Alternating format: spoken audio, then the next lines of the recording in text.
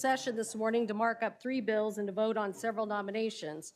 After the executive session, we'll proceed directly to a hearing to consider 4 nominations. This morning, we are considering the Anti-Spoofing Penalties Modernization Act. This legislation would amend the Communications Act to double current fines and penalties for caller ID spoofing when a caller deliberately disguises their true identity behind the false caller ID information. Forfeiture and penalty for a civil violation and criminal fines would increase from $10,000 to $20,000, and legislation would increase the cap for continuing violations to $2 million. I want to thank Senator Collins, Peters, Sinema, and Warnock for their work on this important issue. Senators Thune and Schatz have worked on the Learning Excellence and Good Examples for New Developers Legends Act of 2021. The bill would allow scientists, engineers, and others in the private sector, academia, to access NOAA operational Earth satellite models and data to support innovation in weather and climate modeling. This legislation would require NOAA to make public or open source the code and data used in these models, and this legislation would include exemptions for models that would pose a risk to national security, trade secrets, or that violate intellectual property contracts. It would provide NOAA administrator authority to engage in the federal agencies and private vendors to ensure that infrastructure has the support the public needs, and would authorize $10 million over the next 5 years. The bill also requires a report to Congress with 2 years after enactment on how the models have been made publicly available. The committee passed this previous Legend Act by voice vote in 2020, and it was passed by the Senate in unanimous consent last December. And also on the markup is the American Cybersecurity Literacy Act. This legislation instructs the National Telecommunications and Information in consultation with the Department of Homeland Security to develop a cybersecurity campaign on cyber. Campaign would identify IT infrastructure and may create cybersecurity risks and provide information on how to prevent the cyber attacks and reduce risk when using publicly available Wi-Fi and direct people and businesses to federal resources. So I want to thank Senators Klobuchar and Thune for this legislation. And during the executive session, we'll be voting on nominees to fill positions at the Federal Maritime Commission, the Department of Commerce, and the Department of Transportation, as well as Coast Guard promotions. We'll be voting on the nomination of Max Vekich, the Commissioner of the Federal Maritime Commission. The independent federal agency is responsible for ensuring the ocean and shipping and commerce remain fair and competitive in light of many issues, COVID challenges, and congestion.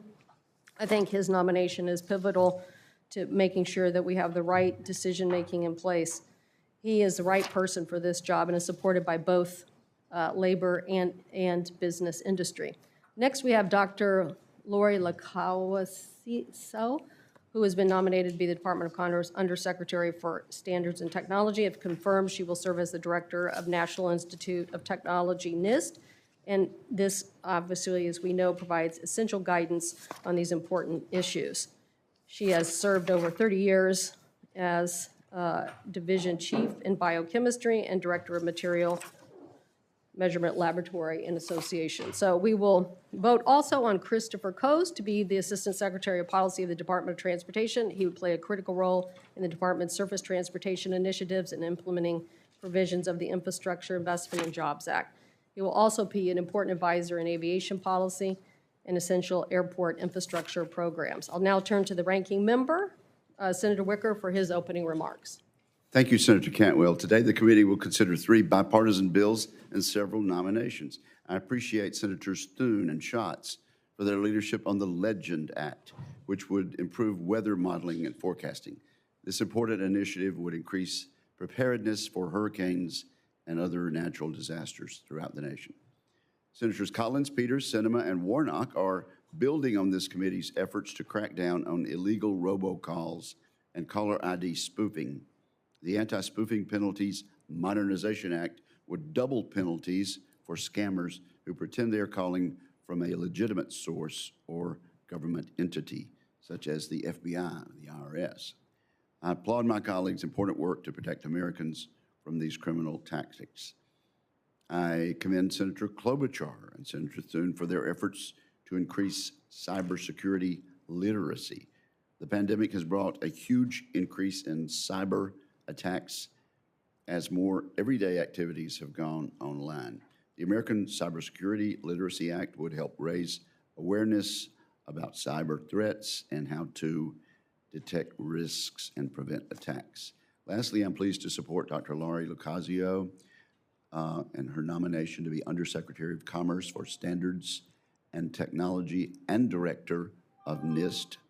Dr. Lucasio has impressive credentials and decades of experience at NIST. I'm confident she will uphold the agency's reputation for excellence in establishing standards, close collaboration with industry, and nonpartisanship.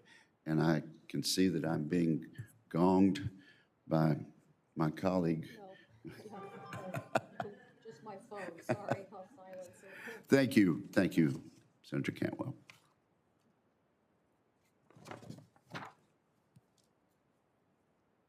Okay, we'll now move into executive session. The Commerce, let's see, I will turn to the ranking member for, let's see, do we have enough people here? Yes.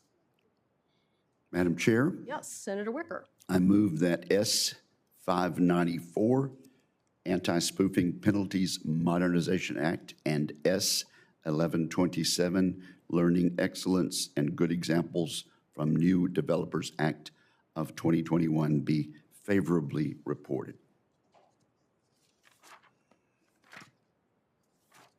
Is there a second? All those in favor say aye. Aye. All opposed, no. The motion is agreed to. Senator Wicker for further motions. Madam Chair, I move that S-2699, American Cybersecurity Literacy Act, as amended by the Klobuchar substitute, be favorably reported. Is there a second? All those in favor say aye. Aye. All those opposed say no. The motion is agreed to. I'll look to Senator Wicker for further motions. Madam Chair, I move that PN 909, the nomination of Laurie E. Lucasio of Maryland to be Undersecretary of Commerce for Standards and Technology, PN 405, the nomination of Christopher A. Coase of Georgia to be Assistant Secretary for Transportation Policy, and the Coast Guard promotions included in PN 1350 be favorably reported. Is there a second? All those in favor say aye. Aye. All opposed say no. The motion is agreed to. Can you, excuse me, Chair? It's Rick Scott. Yes, Senator Scott. Can you put me down for a no for Laurie Lucasio and Christopher Coase, please? So noted. Any other members wish to be recorded differently than the voice vote?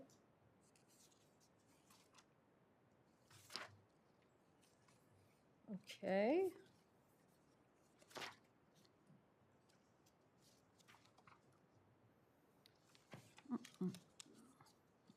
So we have one more nominee before us, and that is the Senate nomination of Max Vekich to be on the Federal Maritime Commission. It's my understanding, Senator Wicker, that you would like a roll call vote on this? Yes. Okay. Any comments about this nominee from my colleagues?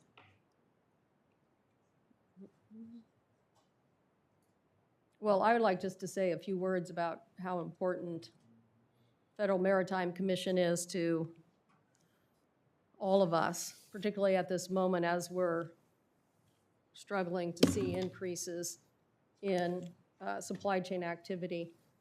I'm very supportive because I want a Federal Maritime Commission that looks at increasing competition and making sure that we get products to people who need them. So somebody who has served on the docks for much of his life is certainly a nominee that understands what it takes to be making important decisions on this activity.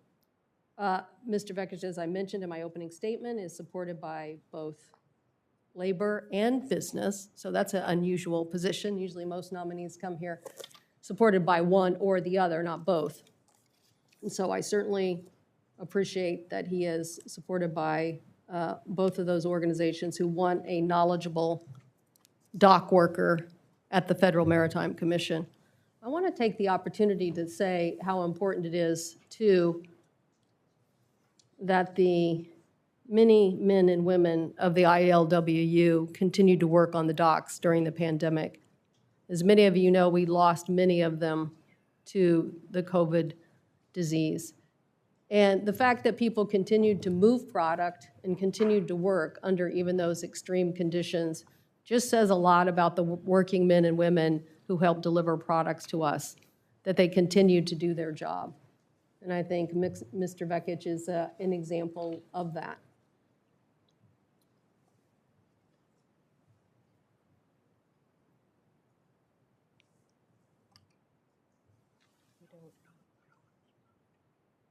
I understand, but I can't move it because you guys are blocking him. Okay. Do you not get that?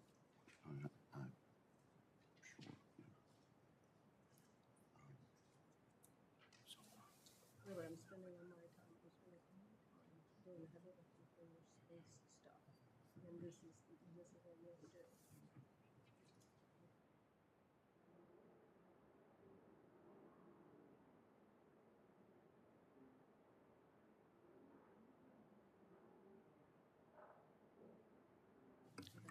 Comments from my fellow colleagues on the Vekic nomination. I would like to vote.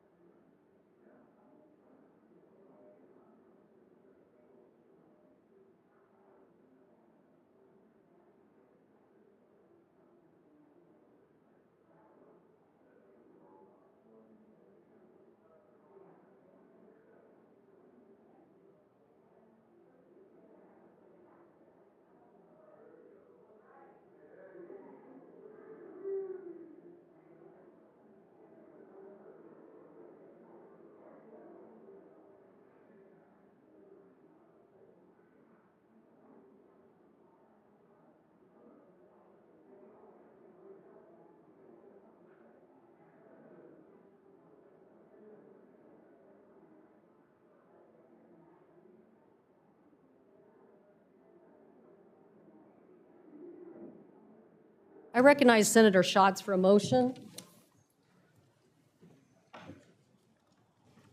I move that PN 770, the nomination of Max Vegich of Washington to be Commissioner of the Federal Maritime Commission, be favorably reported. A roll call vote has been requested. And is there any further debate? Is there a second? Second. Further debate? A roll call vote has been requested. Clerk will call the roll. Ms. Klobuchar, Aye by proxy. Mr. Blumenthal. Aye. Mr. Schatz. Aye. Mr. Markey. Aye. Mr. Peters. Aye. Ms. Baldwin. Aye. Ms. Duckworth. Aye. Mr. Tester. Yes. Ms. Sinema. Aye. Ms. Rosen. Aye. Mr. Lujan. Aye. Mr. Hickenlooper. Aye. Mr. Warnock. Aye. Mr. Wicker. No. Mr. Thune. No by proxy. Mr. Blunt. No by proxy. Mr. Cruz. No by proxy. Mrs. Fisher. Mr. Moran. No by proxy. Mr. Sullivan. Mrs. Blackburn. Mr. Young. No by proxy. Mr. Lee. No by proxy. Mr. Johnson. No by proxy. Mrs. Capito. No by proxy. Mr. Scott. Ms. Lummis. No by proxy. Ms. Cantwell. Aye. The yeses are 15, the nos are 13. The motion is agreed to. I thank my colleagues for participating in this morning's markup. I know how busy everybody is, and I know that we're winding down to the end of the year, and so everybody is like in demand in many committees. So I just want to say thank you so much for everybody participating in this morning's markup. And now we will end our executive session and turn to our normal hearing. I want to thank our colleagues for being here and for their attention.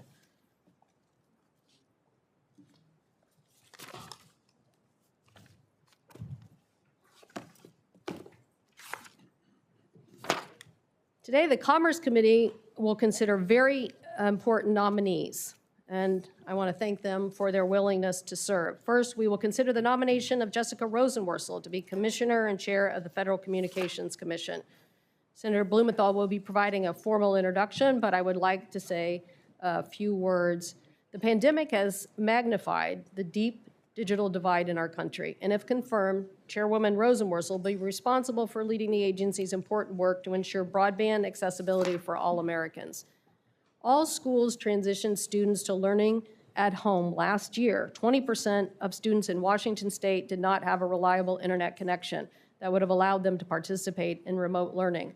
Over 16 million K-12 students in the United States did not have access to reliable broadband at the beginning of the pandemic. And over the past several years, I've heard many stories about students sitting in parking lots to access their Wi-Fi, do their homework, and concerned teachers whose students don't have the connectivity. The pandemic has made clear that the broadband access is no longer a luxury, but a necessity to participate in nearly all aspects of society, including educating our children. Yesterday's historic $65 billion investment in broadband is a start, but obviously we need the mapping to go with this before we can get anything really done. As the first woman to serve as this chair, Ms. Rosenworcel brings nearly a decade of experience and an important role for the commission. I look forward to hearing her thoughts on how the agency moves forward in our information age. Next, we will consider the nomination of Alvaro Bedoya to be Commissioner on the Federal Trade Commission, who will be joining us remotely.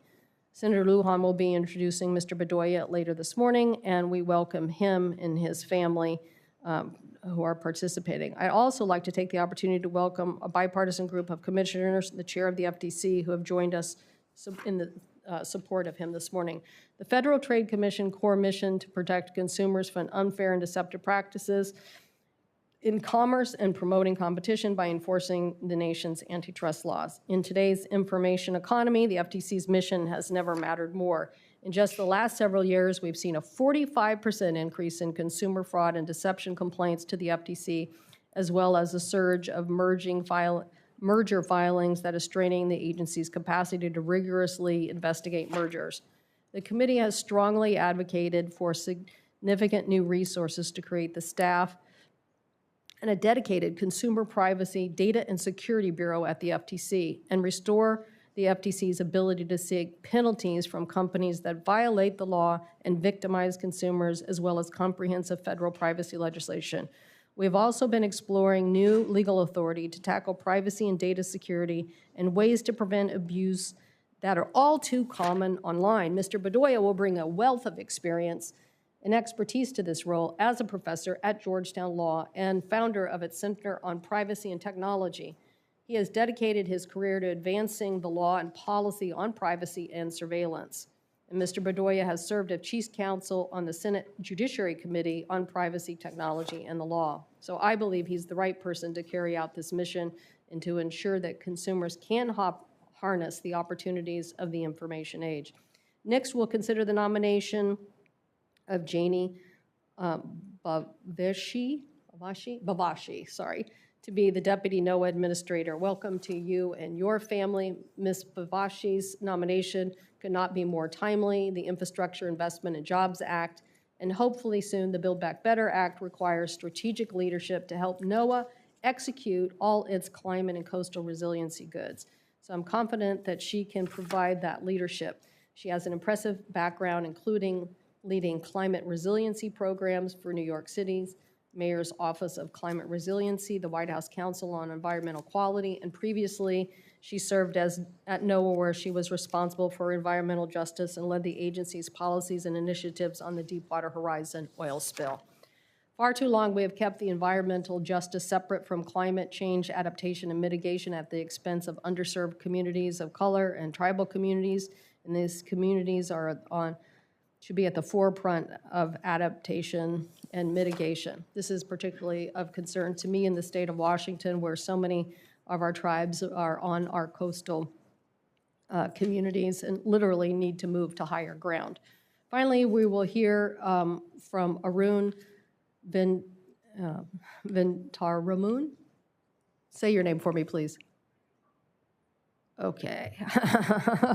Venkatraman, thank you so much for your willingness to serve to be Assistant Secretary of Commerce and Director of Commerce, Director General at the United States Foreign Commercial Service and Department of Commerce. It's confirmed he would play a key role in helping small and medium-sized enterprises enter and compete in foreign markets. More than 80% of the world's purchasing power and 95% of population resides outside the United States. In Washington State, 1 in 3 jobs depend on trade, and access to overseas markets is critical for small and medium-sized manufacturers in my state and across the United States. These companies provide for 1/3 of U.S. merchandise exports. This is why we passed the United States Innovation and Competitiveness Act, because it provides more funding for manufacturers, research funding, and the Manufacturing Extension Program to support supply chain resiliency. He has more than 20 years of experience in advising companies on international organizations and the U.S. government on international trade issues, and I look forward to hearing from him on the challenges he sees in facing American businesses and how we can address them. So thank you to all the nominees for your willingness to serve, and I now like to turn to my colleague, Senator Wicker, for his opening statement. Thank you, Madam Chair, for holding this hearing to consider the nominations of Jessica Rosenworcel for a new term as Commissioner at the Federal Communications Commission, Mr. Alvaro Bedoya to be a Commissioner at the Federal Trade Commission, Ms. Janie Bavashi to be Assistant Secretary for Commerce for Oceans and Atmosphere, and Mr. Arun Venkatraman to be Assistant Secretary of Commerce and Director General of the U.S. and Foreign Commercial Service. And Madam Chair, it really speaks to the diversity of our great nation that we have so many last names that give you and me a bit of pause. But we're delighted to have them here today, and I want to congratulate our old friend Chairwoman Rosenworcel on being the first woman to chair the FCC. She's well known to members of this committee, having served as professional staff member here, as well as being confirmed twice by the Senate for 2 terms at the FCC. Given the significant amount of broadband funding that will be made available through the recently enacted bipartisan infrastructure package, I am particularly interested in hearing the chair's plan for ensuring that the FCC produces accurate coverage maps in a timely manner. I know she's astonished that I would mention that sort of thing. We cannot afford to repeat the mistakes of the past, during which government funding was used to overbuild in some areas while leaving many other communities unserved. The FCC is at the epicenter of a number of key communications policy issues, including spectrum policy for 5G, rural broadband subsidies, and internet regulation. So I look forward to discussing these matters with Ms. Rosenworcel. Mr. Bedoya is a former professional staff member of the Senate Judiciary Committee, a position that afforded him the chance to work on important bipartisan initiatives. However, I've been concerned by the frequency with which he publicly expresses strident views on public policy matters that should be resolved through consultation and collaboration. I fear that this pattern calls into question his ability to work in a collaborative manner with the other FTC commissioners on critical issues. For over 100 years, the FTC has been the chief consumer protection agency in the United States. Its core mission to protect consumers from unfair or deceptive acts or practices and unfair methods of competition is essential to a well-functioning economy. I look forward to hearing from Mr. Bedoya about how he plans, if confirmed, to enhance the privacy and security of Americans' personal data, to combat fraud and scams, and promote competition in today's information economy. Ms. Bavishi has been the director of New York City Mayor's Office of Climate Resiliency since 2017, having previously served on the White House Council on Environmental Quality during the Obama administration. I'm keenly interested in hearing Ms. Bavishi's plans should she become Assistant Secretary for Oceans and Atmosphere. I want to stress that NOAA should always be guided by scientific standards and never by a partisan agenda. And I anticipate that Ms. Bavishi will want to give the committee her perspective on these fundamental principles. Mr. Venkatraman,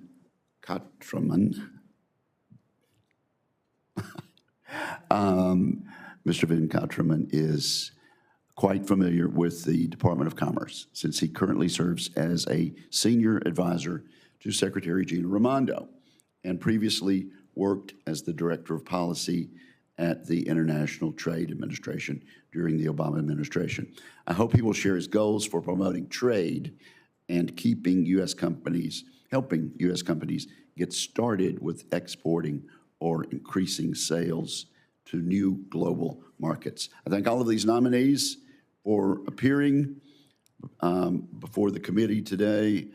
I understand Mr. Bedoya is not ill, but is quarantined because he perhaps was exposed to COVID.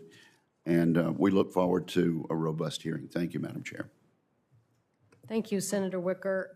Senator Blumenthal will be recognized to introduce or make further comments on Chair Rosenworcel, and Senator Lujan following that on Mr. Bedoya.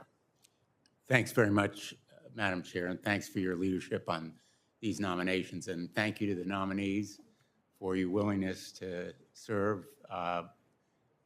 The diversity and extraordinary qualifications of these nominees, I think, attests to the greatness of our country. And there would have been a time, I am absolutely sure, when members of this committee would have had difficulty pronouncing Blumenthal as a nominee. So we welcome you here and celebrate your nominations.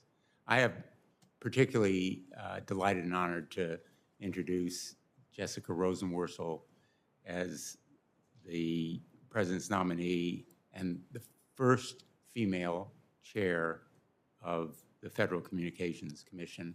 Equally importantly, as a daughter of Connecticut, specifically West Hartford and Wesleyan, although she went to New York University for law school. But I've worked with her closely, as have many members of our committee over the years, and I know that we are very familiar with her qualifications on this committee. She got her start at the FCC, first as professional staff and then as a legal advisor to Commissioner Copps. She worked for the Commerce Committee as senior counsel. Two of the greats of this committee, Senator Jay Rockefeller and Senator Daniel Inouye. And she has really been a distinguished champion, an energetic and aggressive champion of consumers, of causes of privacy and net neutrality. I've worked with her on fighting the abusive effects of robocalls and efforts to provide for spectrum coordination.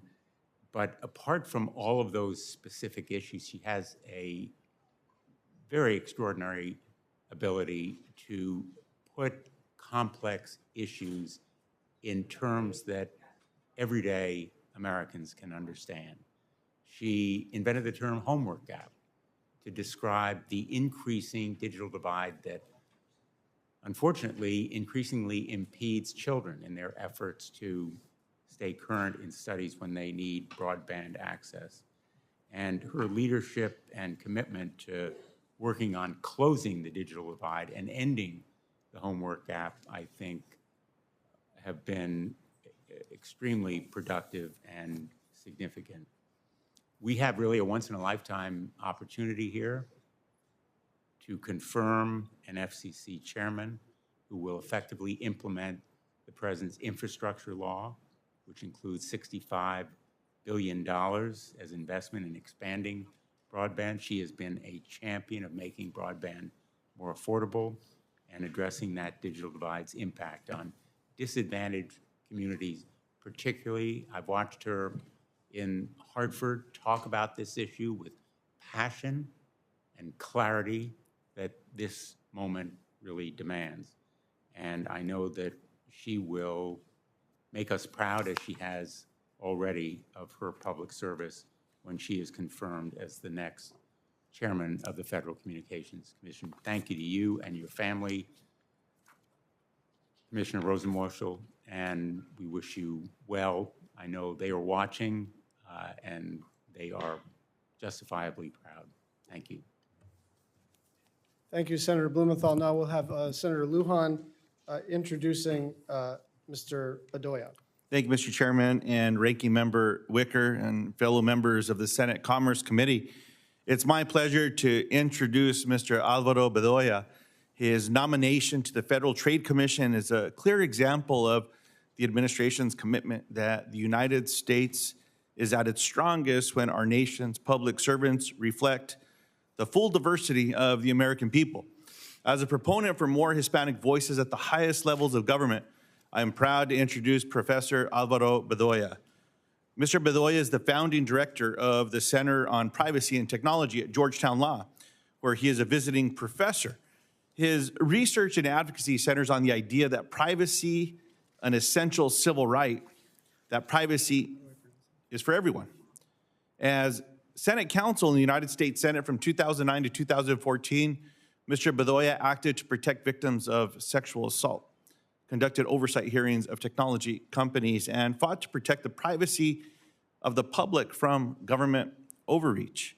A graduate of Harvard College and Yale Law School, Mr. Bedoya lives in Rockville, Maryland with his 2 children and his wife, Dr. Seema Zadeh Bedoya, a pediatric psychologist at the National Institutes of Health National Cancer Institute.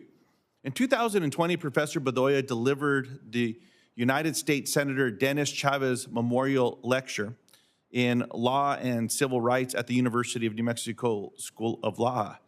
Many of you know that Senator Dennis Chavez, who was a fellow New Mexican, was the first United States-born Latino to serve in the United States Senate. Senator Chavez understood that protecting privacy is critical to preserve equality. In that lecture, Bedoya quoted Senator Chavez's timeless words, I quote, "I contend that we are a nation of dissenters." Privacy is critical to preserving that fundamental right to dissent in our democracy. The role Mr. Bedoya will play at the FTC to preserve privacy rights will ensure all Americans keep their fundamental right to public disclosure. But it's more than just words. Mr. Bedoya's work on privacy and facial recognition, both in his time as a staffer with the United States Senate and at Georgetown, has influenced how the technology is perceived and utilized. He recognized the importance of this issue from an early point and was part of raising it to a national significance.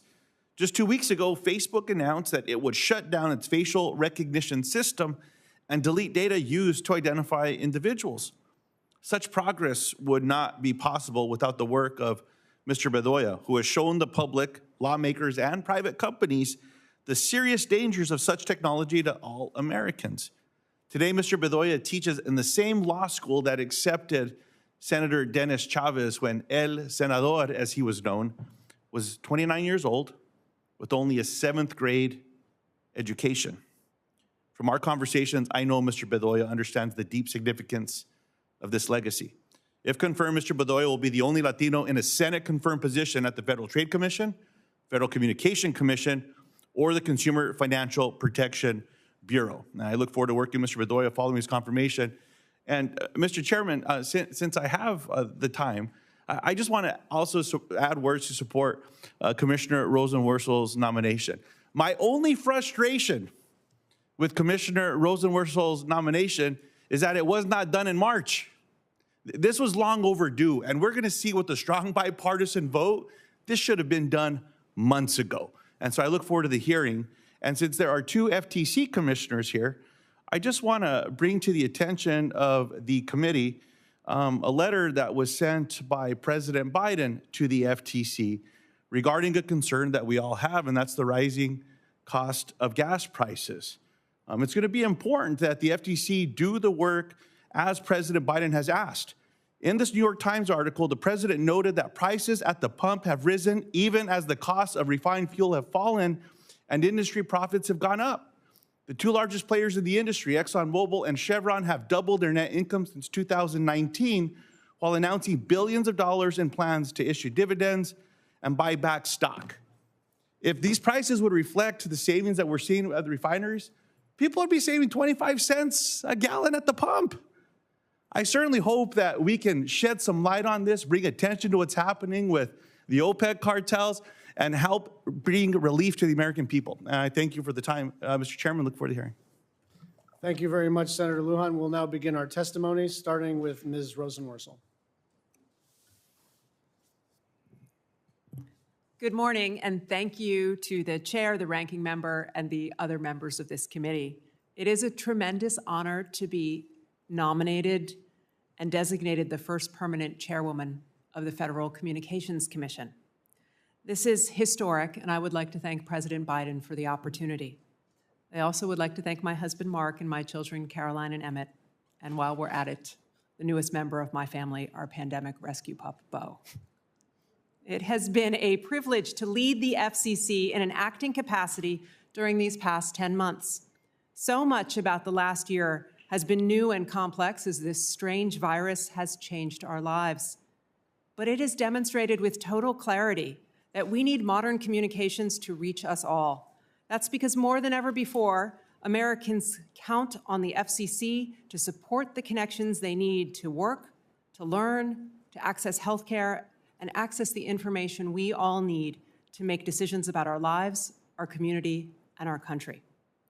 I know the FCC staff are up to this task. They are an exceptional group of public servants, and I think public service is a special calling. I also like to think it runs in my family. My father served in the Air Force and later went on to a career as a nephrologist in Hartford, Connecticut. For 3 decades, he ran the city's clinic for hypertension and kidney failure. My mother spent over 2 decades helping run a soup kitchen in Hartford. And my grandfather before them served in the United States Customs Service right here in Washington. But my great-grandfather before them also served the public, just in a different way. He swept the streets of New York. I think communications technologies are the infrastructure of opportunity. These are the connections, physical and digital, that can strengthen our mutual bonds. They can grow our economy and create new jobs. They help us work, learn, be informed, enlightened, and entertained. And we also need these connections to break down barriers that for too long have held too many back. I think the FCC does all of this best when its work honors the essential values in our communications laws. That means public safety is paramount. New technologies touch every aspect of our lives. We need them to be secure and resilient. That means universal service. No matter who you are or where you live in this country, urban, rural, or anything in between, you need access to modern communications to have a fair shot at digital age success. That means competition, because it is the most effective way to foster innovation and make sure the public reaps its benefits. And it means an absolutely fierce commitment to consumer protection. I think at the FCC, we have put these values into practice over the last 10 months. With the support of my colleagues, we've worked on a bipartisan basis to set up the nation's largest ever broadband affordability program, known as the Emergency Broadband Benefit, which now has 7.5 million households enrolled. We worked together to launch the Emergency Connectivity Fund, the first nationwide effort to close the homework gap so no child is left offline. We have made historic investments in telehealth technology all across the country, and we've kicked off a major auction of mid-band spectrum in the 3.45 gigahertz band, which is vital for our leadership in 5G wireless service. And to ensure that our networks now and in the future are secure, just a few weeks ago, we successfully started the nation's first ever Secure and Trusted Communications Networks Reimbursement Program so that network providers can remove and replace vulnerable equipment. This is a lot, but there is more work to do. We need to make sure 100% of this country has access to fast, affordable, and reliable broadband. That means every household, every business, every consumer, everyone, everywhere. And to do this, we will need greater coordination across federal, state, local, and tribal governments. We need a renewed vigilance to make sure our communications networks are safe and secure. We also need to foster innovation across the board to ensure that the technological leadership of the United States continues on a global stage. If confirmed, it will be an honor to lead this charge. And if confirmed, I pledge to listen to this committee, which not that long ago I had the great honor of serving as counsel. So I know deep in my bones how important it is for each of you to have a good relationship with the agency.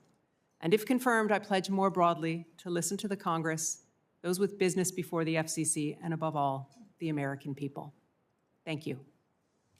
Thank you very much. We'll now proceed to Mr. Bedoya. Please proceed with your testimony. Thank you, Senator. Thank you, Madam Chair, Ranking Member Wicker, and members of the committee. I appreciate the ability to testify remotely due to our family's COVID exposure. Senator Lujan, Dennis Chavez is a hero of mine, and so what you said means the world to me. I want to thank President Biden for the trust he's placed in me. I want to thank Chair Khan, Commissioner Slaughter, Commissioners Phillips, Commissioner Wilson for being there today. I wish I could be there with you. I want to thank my family, in particular my wife, who I'm so proud of, who is a psychologist for the kids at the National Cancer Institute at the NIH, as Senator Lujan mentioned. My mother, who teaches community college in Richmond, Virginia. My dad, who's watching us in Lima, Peru. My brother and sister-in-law, and my mother and father-in-law, who are watching us from Louisiana. And lastly, I want to tell my daughter Liana and my son Keon that I love them. I have been working on privacy and consumer protection for over a dozen years. But for me, my work really began around May 2011. And that was when the subcommittee I served as chief counsel, the Senate Judiciary Subcommittee on Privacy, called its first hearing. And it was a hearing on smartphone geolocation technology. And right after we announced that hearing, one of the first messages we got wasn't from a privacy group or a consumer group. It was from the Minnesota Coalition for Battered Women. And they told us that oftentimes when women arrived in their shelters, they were actually being tracked by their abusers through secret spyware known as stalking apps. And this message was eye-opening because here we were about to hold a hearing on global positioning systems and cell site location. And here was the shelter saying, this is about safety. This is about a woman's ability to live her life in peace. And ever since then, I've tried to think about consumer protection, and I've tried to think about privacy, not in terms of data, but in terms of people. Real people suffering real harm, and I've tried to work across the aisle to help them.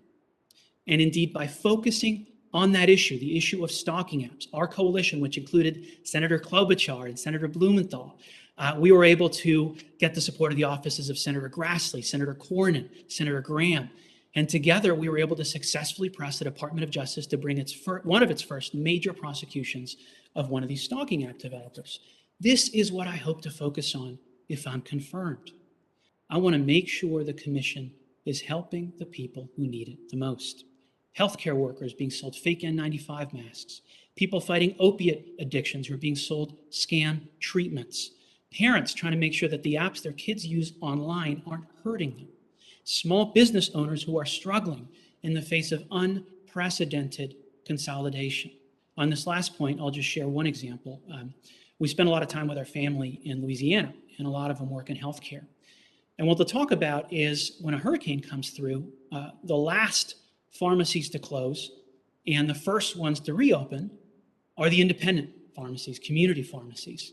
These community pharmacies are critical not just to rural America, but also urban America. And yet it's exactly these pharmacies who are shutting down in the face of unprecedented consolidation.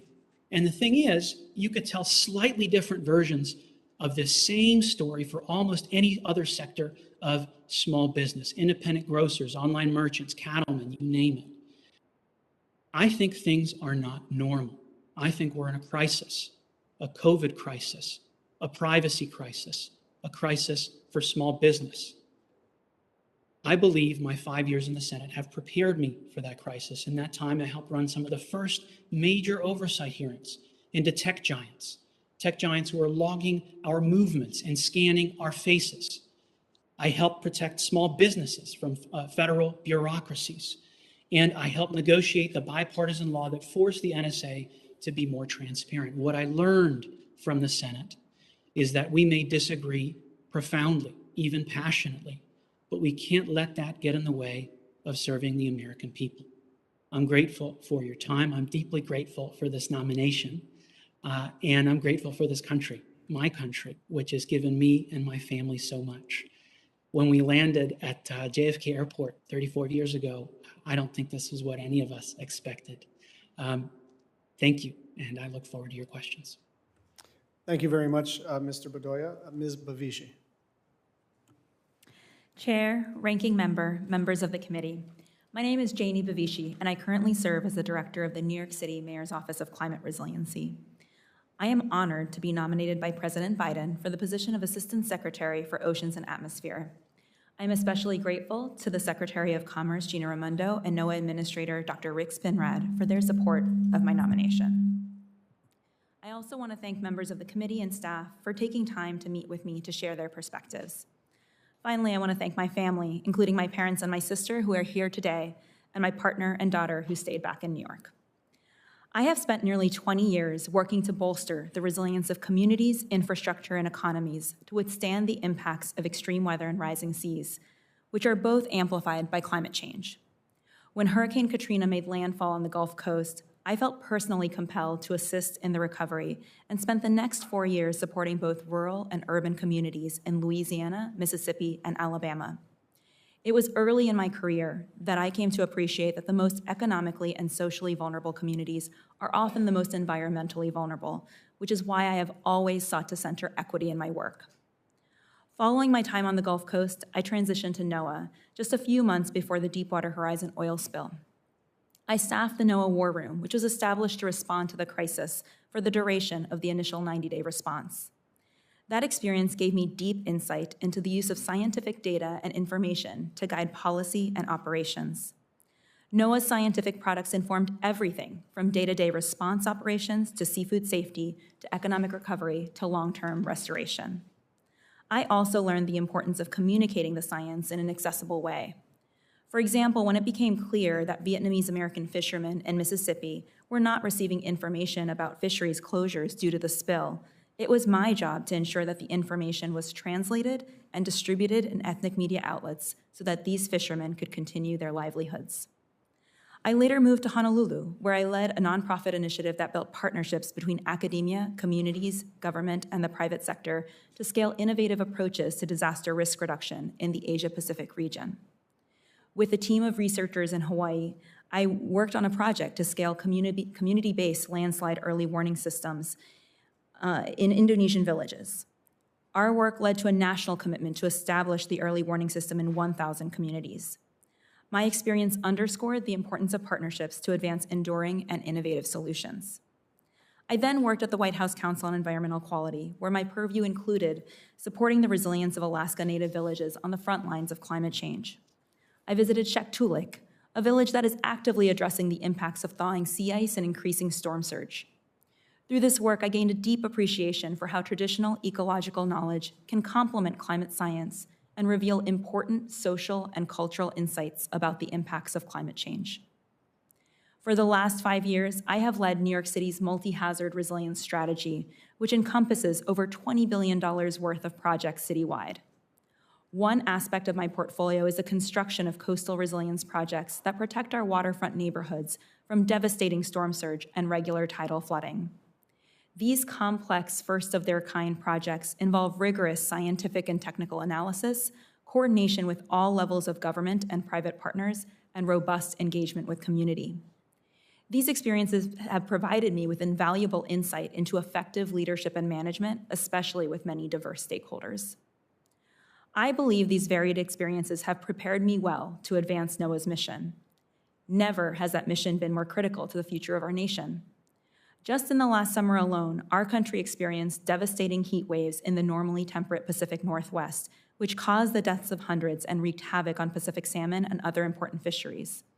Hurricane Ida, whose storm surge ravaged Louisiana and Mississippi before creating unprecedented flash flooding in New York and New Jersey, and a historical multi-year drought in the West. If confirmed, I would deploy NOAA's products and services in a user-friendly and accessible way to support local, state, and tribal governments, the private sector, and federal agency partners to better plan and make informed decisions in a changing climate. I would ensure NOAA advances both environmental stewardship and economic opportunity to unlock new jobs and foster growth while transforming to a clean energy economy, building resilience to climate impacts, and conserving our natural resources. I would work to restore habitat and strengthen the nation's coastlines to protect ecosystems, communities, and infrastructure from disruptive and often devastating climate impacts. Finally, I would focus on recruiting the next generation of scientists and environmentalists so that they reflect the diversity of our country. In closing, thank you for your consideration and opportunity to testify here today, and I look forward to your questions. Thank you, Ms. Bavishi. And now we'll proceed with the final nominee, Mr. Venkatraman. Thank you, Senator. Chair Cantwell, Ranking Member Wicker, members of the committee, thank you for the opportunity to appear before you today. I'm honored to be nominated by President Biden to be the Assistant Secretary of Commerce for Global Markets and the Director General of the U.S. and Foreign Commercial Service. I want to thank Secretary Raimondo for her support of my nomination. I also want to thank the committee for the opportunity to meet with many members of your staff. I feel the deepest sense of gratitude and humility in being considered for this position. When my parents brought me to this country 45 years ago, we could not appreciate that we were part of a proud lineage of immigrants that came through New York, like us, in search of better opportunities. And my parents certainly could not have imagined that those opportunities would lead to my being here today to be considered for this position by the committee. I remain grateful to my parents for making all of this possible because of their bold decision to move 8,000 miles away from everything they knew to start a new life for us here in America. Their support for everything I do has been unwavering. Together with my brother and sister-in-law, whom I'm proud to have with me here today, and my nieces, who could not be here but are a constant source of joy, love, and laughter in my life. My family remains the source of my strength and commitment that I bring to every professional endeavor. I have had the privilege of spending much of my career in public service, working on a wide range of international trade issues on behalf of the American people. I've negotiated with some of our most challenging trading partners on issues like subsidies and tech policy, and held them accountable to their commitments under our trade agreements. I have collaborated with foreign governments to address shared challenges in third country markets. I have also helped defend the legitimate policy tools we have to protect American companies and workers from unfair state-backed competition from countries like China. And in these and other areas, I've worked extensively across the multiple agencies and with various stakeholders to build a unified position for the government. From working and leading teams in highly matrixed organizations, both in and out of government, I fully understand that no one of us has a monopoly on solutions to the types of trade problems we are being called on to address at this time in our history. We increasingly need to look beyond our silos to bring to bear the right perspectives and knowledge to any challenge. That is why I am committed to working together with my colleagues across the Commerce Department and across the administration, and with Congress and with all stakeholders to meet these challenges head on. In over 20 years working on international trade, my career has allowed me to see how trade works from different vantage points, from the judicial branch, from an international organization, from the private sector, and from the public sector. I believe that Global Markets is uniquely situated to make trade work for American firms and their workers. This team works with foreign governments to make sure American firms get the fair access they deserve to foreign markets.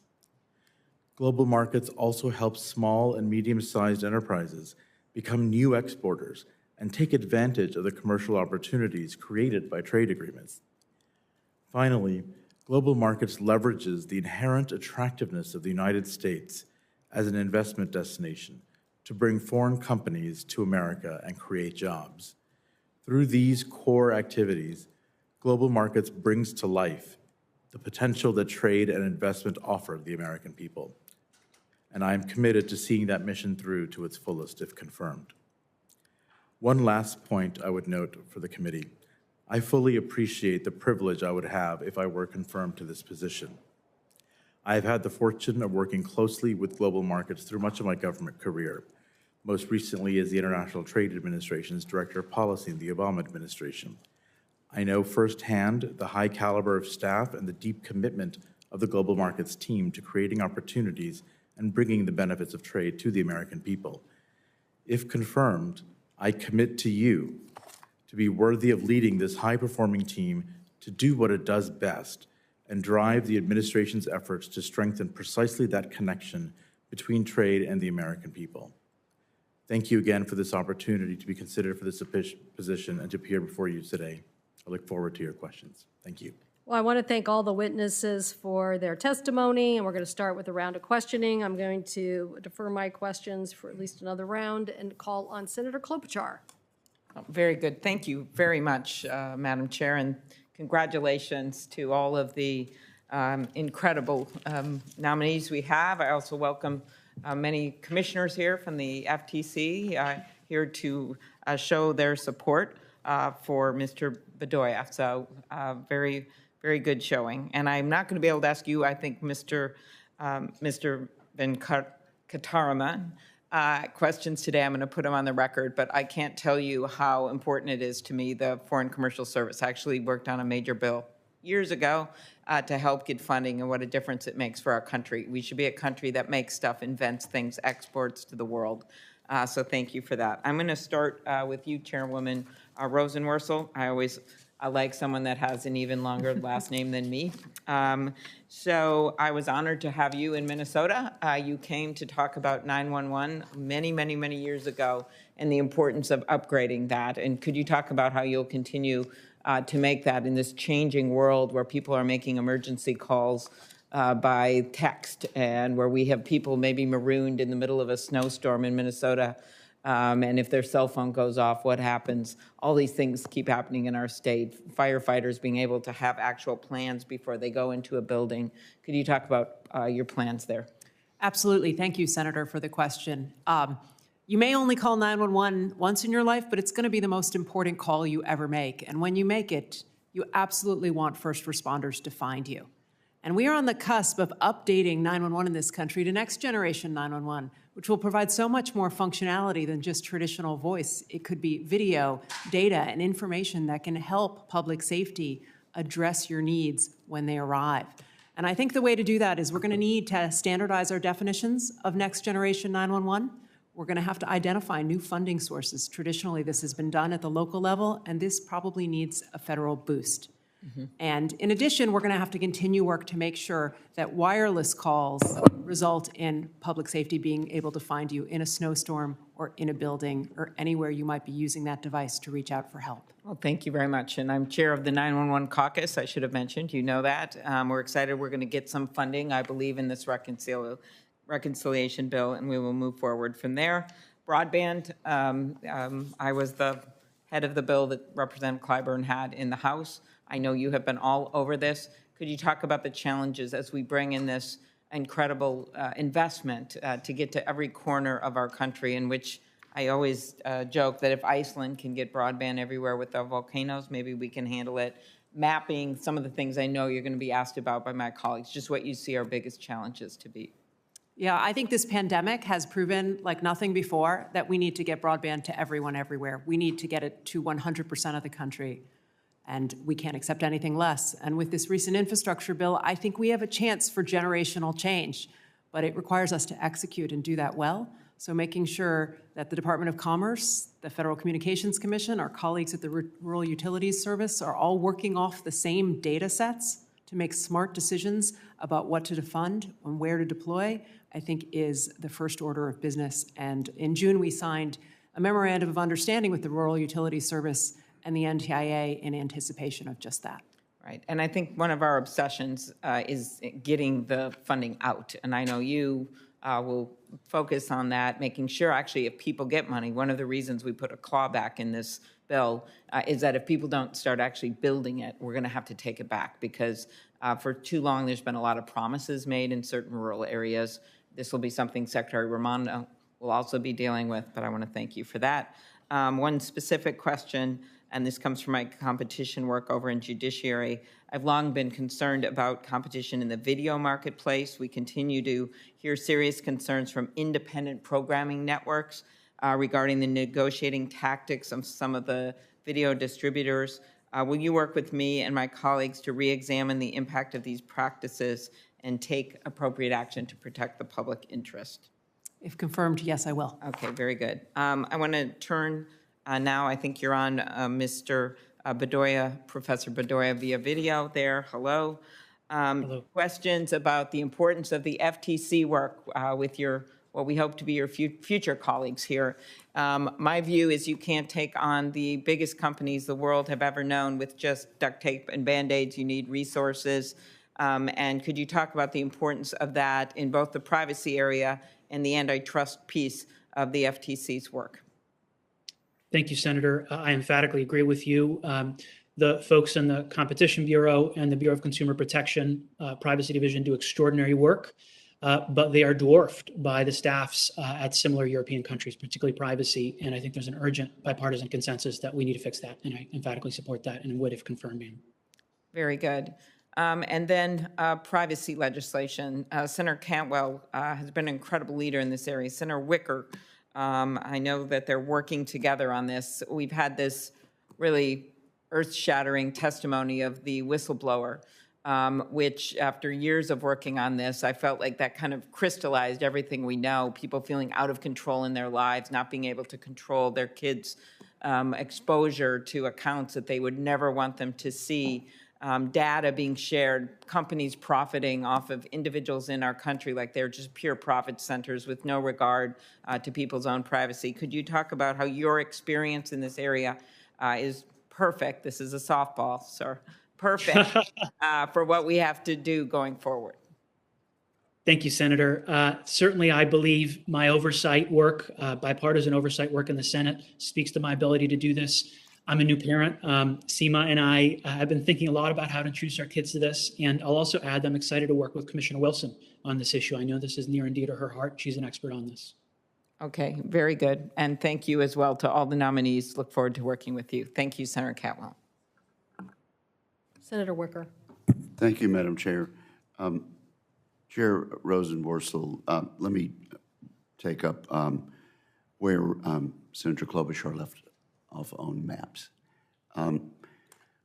When do you estimate that we're actually going to have the new maps?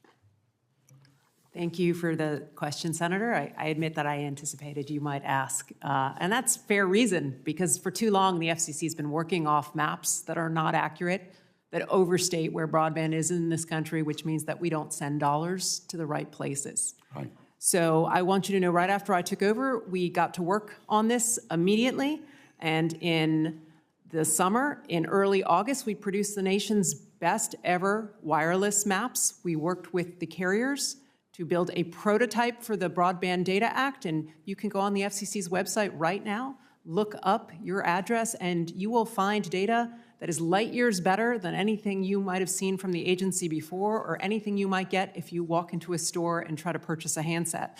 That's because we required every carrier to use the same cell loading characteristics and propagation models, so for the first time, we have an apples-to-apples comparison.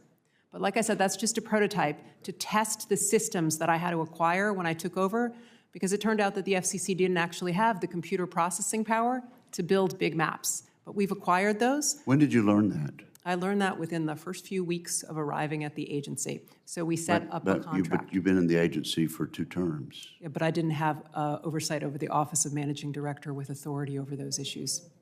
That's not information And so that's the available. rank and file members don't have that information. No, you don't operate with the budget or work with the agency's computer processing systems.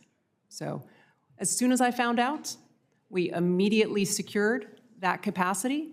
And then we also decided that we would come up with a statistically valid way for states, localities, and tribes to challenge any data before us. On top of that, we are working on a redo of our speed test app, which more than 200,000 people have downloaded and can use to instantly report to us where service is and is not. So we'll have a whole consumer brigade that's able to assist. Here's the thing, though, that is gonna tell us what day they'll be available by. It is a challenge in the Broadband Data Act, which is legislation I know you're familiar with because it came through this committee. There is something called the Broadband Serviceable Location Fabric. It tells you where every location that can be served in this country is. And under the Broadband Data Act, we had to follow federal government acquisition regulations to procure it.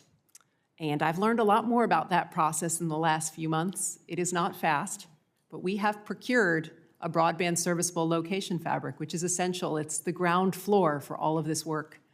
However, every bidder who did not succeed can now protest that vote, and it will stay our ability to work on that fabric while the GAO reviews it. And that GAO review can take up to 100 days. So with that behind me, let me just say that we are doing everything possible to encourage the GAO to move fast if there's a protest, but if we have problems, I might ask for you and this committee's assistance, because we absolutely need to get those maps done, because all of the money that is flowing through the infrastructure bill depends on them being available. When will the protest period be over? So this is a terrific question. We made the award last week.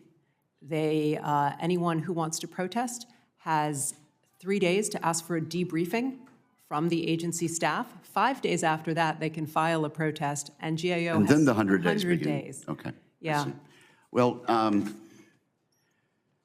you do agree, though, that we need the accurate maps fully in place before we start sending the money out. Absolutely, and I have told the Commerce Department that we're going to send them every bit of data that we have as soon as we have it, because we know all those infrastructure dollars will be better spent when we do.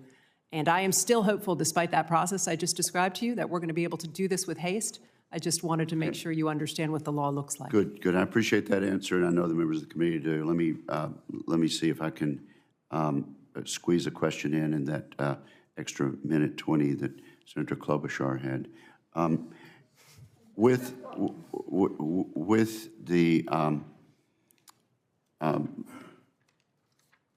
the regulation on net neutrality that was repealed under the last administration, it seems to me we did better than Europe under the light touch appropriation, under the light touch regulation. Broadband usage increased significantly, and companies invested in broadband in America. Unlike in Europe, we did not have to ask providers to throttle service or take other measures to reduce traffic. Can you tell us what, if any, disadvantages occurred to our country or to consumers when we repealed the Obama administration net neutrality rules? Or am I correct that we had a lot more build out and no throttling or measures to reduce traffic? Thank you for the question. I think you know that I support net neutrality. I supported it in 2015, and then I opposed the rollback in 2017. I continue to support it. I think the investment record is something we always have to pay attention to, because as we develop rules at the FCC, we've got to be mindful what the impact is on infrastructure in this country. That being said, I think the impact of the rollback in 2017 is broader than just net neutrality, because it took the FCC away from oversight of broadband. And coming out of this pandemic, I think, all of us know that we need some oversight because it's become such an essential service for day-to-day life. Well, let me just ask you to submit on the record a specific answer to examples of consumers being harmed by the repeal of net neutrality regulations. I'd be happy to do so. Thank you. Madam Chair. Senator Schatz was to be next, right before you walked in the door. Is that okay, Senator Blumenthal? Yeah, Senator Schatz. Thank you. Then followed by Senator Blumenthal. You're a gentleman. Thank you very much. Thank you, Madam Chair. And before I get to my questions, I want to reiterate what Senator Lujan said. It is so urgent to move Chair Rosenworcel's nomination to a markup so we can send the nomination to the floor and confirm her before the end of the year. We don't have very many floor days left. And if we don't confirm her before the end of the year, then by law, she has to pack up her office and leave the FCC. On Monday, the president signed historic legislation that will help us to connect all Americans with broadband, and this is on top of other broadband legislation that we passed this year and last, and so we need the expert agency to provide its expertise. Jessica Rosenworcel is an extremely qualified nominee with widespread bipartisan support. This is not the time to leave the agency leaderless. Ms. Rosenworcel, I'm not sure if you coined it, but you certainly popularized the phrase, the homework gap. And I'd like for you to talk about the progress that you've made and the progress that you think you can make as the chair of the commission. Thank you for the question, Senator. When I was growing up, I didn't need an internet connection to do my homework. It was paper, pencil, and I got to make sure my brother would stay out of the room. Those days are gone. Every child needs an internet connection to fully participate in school. We knew that before this pandemic, but this pandemic has shined a light on it like nothing else. In the United States, we don't need to have children sitting in the parking lot outside of fast food restaurants just to attend the virtual class. And I am really pleased that at the FCC we've been able to make some meaningful difference because of the Emergency Connectivity Fund, which is a fund that this Congress helped set up to close the homework gap. We have distributed funding for connections for school kids to more than 7,000 schools and 600 libraries. We're making a meaningful difference. How many kids remain unconnected? So the numbers that we have from the pandemic were almost 17 million. I think that we have reduced that number with this program, but I don't think we can stop until every child has the opportunity to go online for class. I know your mom, I'm a dad. I just find that number mind-boggling. In the wealthiest nation in the history of the world, and in a context where we forced kids onto a WebEx or a Zoom, and then 17 million of these kids don't have access to the internet. It is just unconscionable, and I think it is all of our collective responsibility, and I thank you for leading in this space. I want to follow up on Senator Wicker's line of questioning regarding maps. My understanding is there's a ton of interagency coordination that is required, and I'm wondering if you can help us to understand the different agencies, 3 and 4 and 5 letter agencies that are involved, and how you're making sure that, I think it's FCC primarily, but USDA, NTIA, and others, and how we make sure we're not stepping on each other's toes and maximizing our collective impact. Such a good question, Senator, because after this infrastructure bill has passed, we have all of this funding and all of these opportunities to address our nation's digital divide, but it is really contingent on every agency working together. Back in June, the FCC signed a memorandum of understanding with the NTIA and the RUS to make sure that we're sharing all of our data. I've also made available to the Department of Commerce our tower connection notification system so that the NTIA can use that data as well in these programs. I would like to invite the Treasury Department, which also has funds, to come in and start to work with us on this. I know if we all work off of the same data set, we'll take those dollars and we'll be able to make them go further. So just so I understand jurisdiction here, RUS under USDA, you guys obviously, Treasury just because they have a program that they're administering, not because they have access to particular data sets that are interesting. Okay. Correct. Okay. So is there anything that the Congress needs to do to clarify its legislative intent and make sure everybody's, you know, as we say in Hawaii, paddling in the same direction? Yeah, that's a very useful metaphor. We're going to need your oversight to make sure we continue to paddle in the same direction. Thank you very much. Mr. Bedoya, this is an easy one. Don't you love the bills that I've introduced? I just want to ask you about the duty of loyalty. We had a really good conversation about that. Do you agree that federal privacy law must include a duty of loyalty to prohibit companies from using the data that they collect from users to their detriment? Senator, I appreciate the question. I think it's a great idea. And what I like about it is a lot of times when there's legislation on privacy, there's this felt need to reinvent the wheel and do something out of whole cloth. And what I appreciate about the duty of loyalty is that it ties back to a very old common law tradition that's just as old as the First Amendment, that information held by fiduciaries like folks like doctors, clergy, et cetera, in certain circumstances is protected. And I admire that. Thank you very much. Thank you, Madam. Senator Fisher. Thank you, Madam Chair. Mr. Bedoya, I won't ask you if you love all my bills. I'm sure you do. But I would say that I see that you have been a strong critic of facial recognition technologies in your work. You've suggested banning or having a moratorium put in place. What privacy guardrails are vital for facial recognition? I wonder if you believe that there are still benefits with this technology, such as for public safety, healthcare. If you would be confirmed as a commissioner, how would you assess technologies that you feel deserve more scrutiny on privacy? Would you support banning certain commercial technologies based on privacy concerns alone for those that fall in the FTC's jurisdiction? Thank you, Senator. I appreciate the chance to speak to this. I'll speak to the question of supporting the technology. I'll give you a clear example. My ability as a parent of young kids to open up my phone with my face is very useful. And I think this ties into your question about when I would apply greater scrutiny. The beauty of opening up a phone with your face is it's transparent. You opt into it, and there's limited data collection, and the data resides on the device. And so I, if confirmed, probably I think would apply greater scrutiny to situations where collection and use is opaque, where there is broad or dragnet data collection, and where people aren't allowed to consent, and where the data is free-flowing without restriction. And I don't anticipate calling for a ban in the commercial setting. I certainly can't think of one off the top of my head. Those would probably be the guardrails I'd anticipate, Senator. So from your answer, I would say that you do believe that the United States needs to be a global leader then on these emerging technologies such as facial recognition?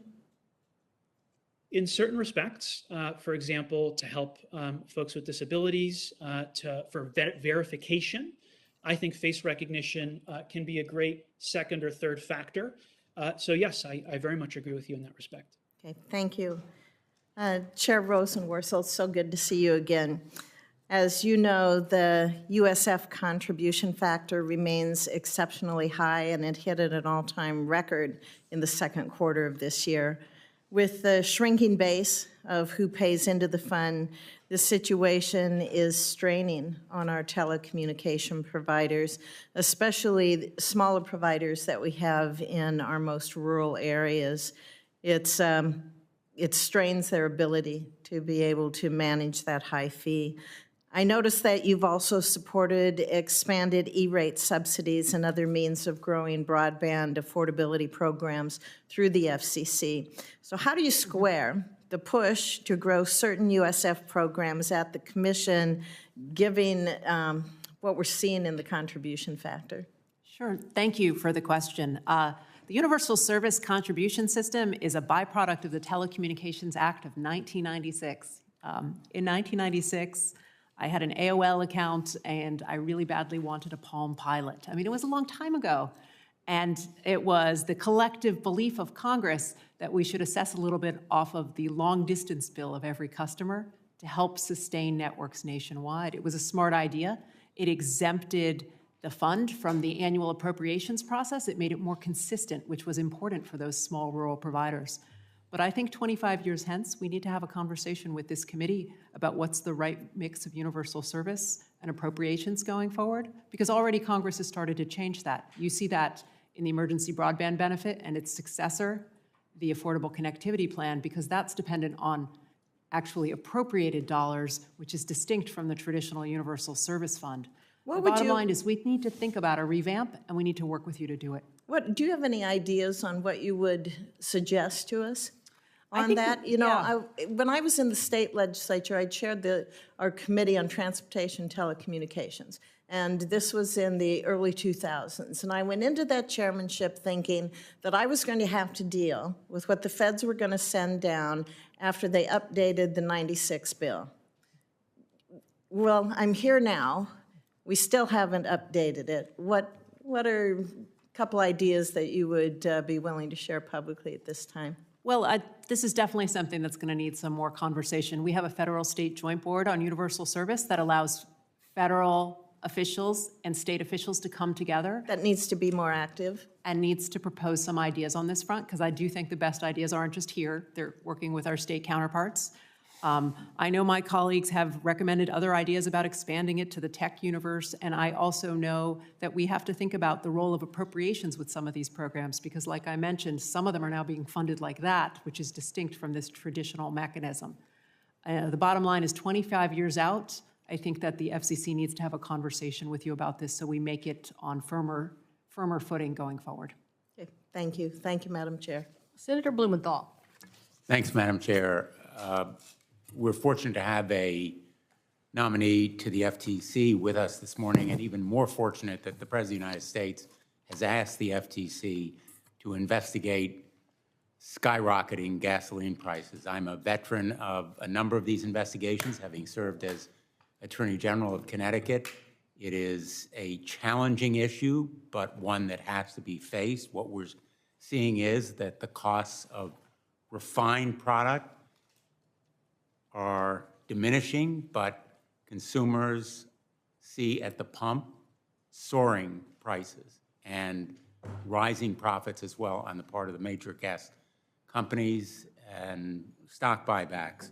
So this investigation is overdue, absolutely necessary, should be pursued vigorously and promptly.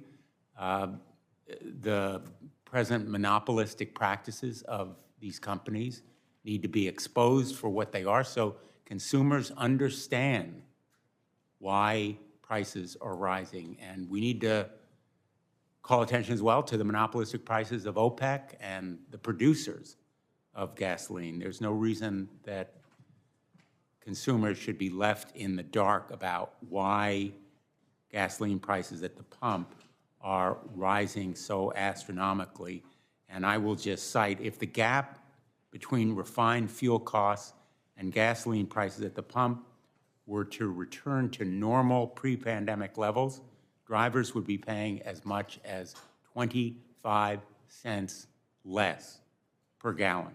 25% less per gallon is real money in consumers' pockets, and an effective investigation will help achieve that goal. Mr. Bedoya, do you support this investigation? Absolutely, in principle, Senator. Gas prices matter for everyone, and they particularly matter for folks living paycheck to paycheck. And I'd add that I believe there's a 2007 petroleum manipulation rule, and if confirmed, Senator, I would try to make sure that that is enforced rigorously. The FTC, as you know, is an independent agency, but I urge consumers to write to you, to call you as an agency, to make their real-life stories known to you, because that's the most powerful evidence. Their faces and voices can have a real impact. They can make a difference. So thank you for that answer. Chair Rosenworcel, I want to address a topic that is unlikely to be raised otherwise. The Local Journalism Sustainability Act. I know you've been very committed to sustaining and enhancing local journalism. This measure would help support the existence and the survival and thriving of outlets, local media outlets. Can you tell me a little bit more about how to revitalize and sustain local journalism? Thank you for the question, Senator, and thank you for your kind remarks earlier. We all need local journalism to make decisions about our lives, our communities, and our country. And yet, over the last decade and a half, we know that nearly 2,000 newspapers have shuttered. It is getting harder and harder to find economic models that give us the news we need. So I think the kind of tax credits that are involved with payroll or with the production of local news journalism are essential for its future. I also think that restoring the minority media tax credit would be a beneficial way to encourage small businesses and people of color to take over the ownership of local radio and television stations. That is, I know, a bill that's also pending before the Congress right now. I think we're going to need a whole lot of little tools to make that happen. There's not one big single answer, but I think we have to invest in them because journalism and local journalism is so important. I really welcome your commitment to this cause. I would like to work with you further on it. Obviously, our time is limited this morning, but I know you have a commitment to it. Let me ask one last question about robocalls. A mission for both of us. Mm-hmm. You have visited Hartford, Connecticut to talk about this issue on multiple occasions. That robocalls continue.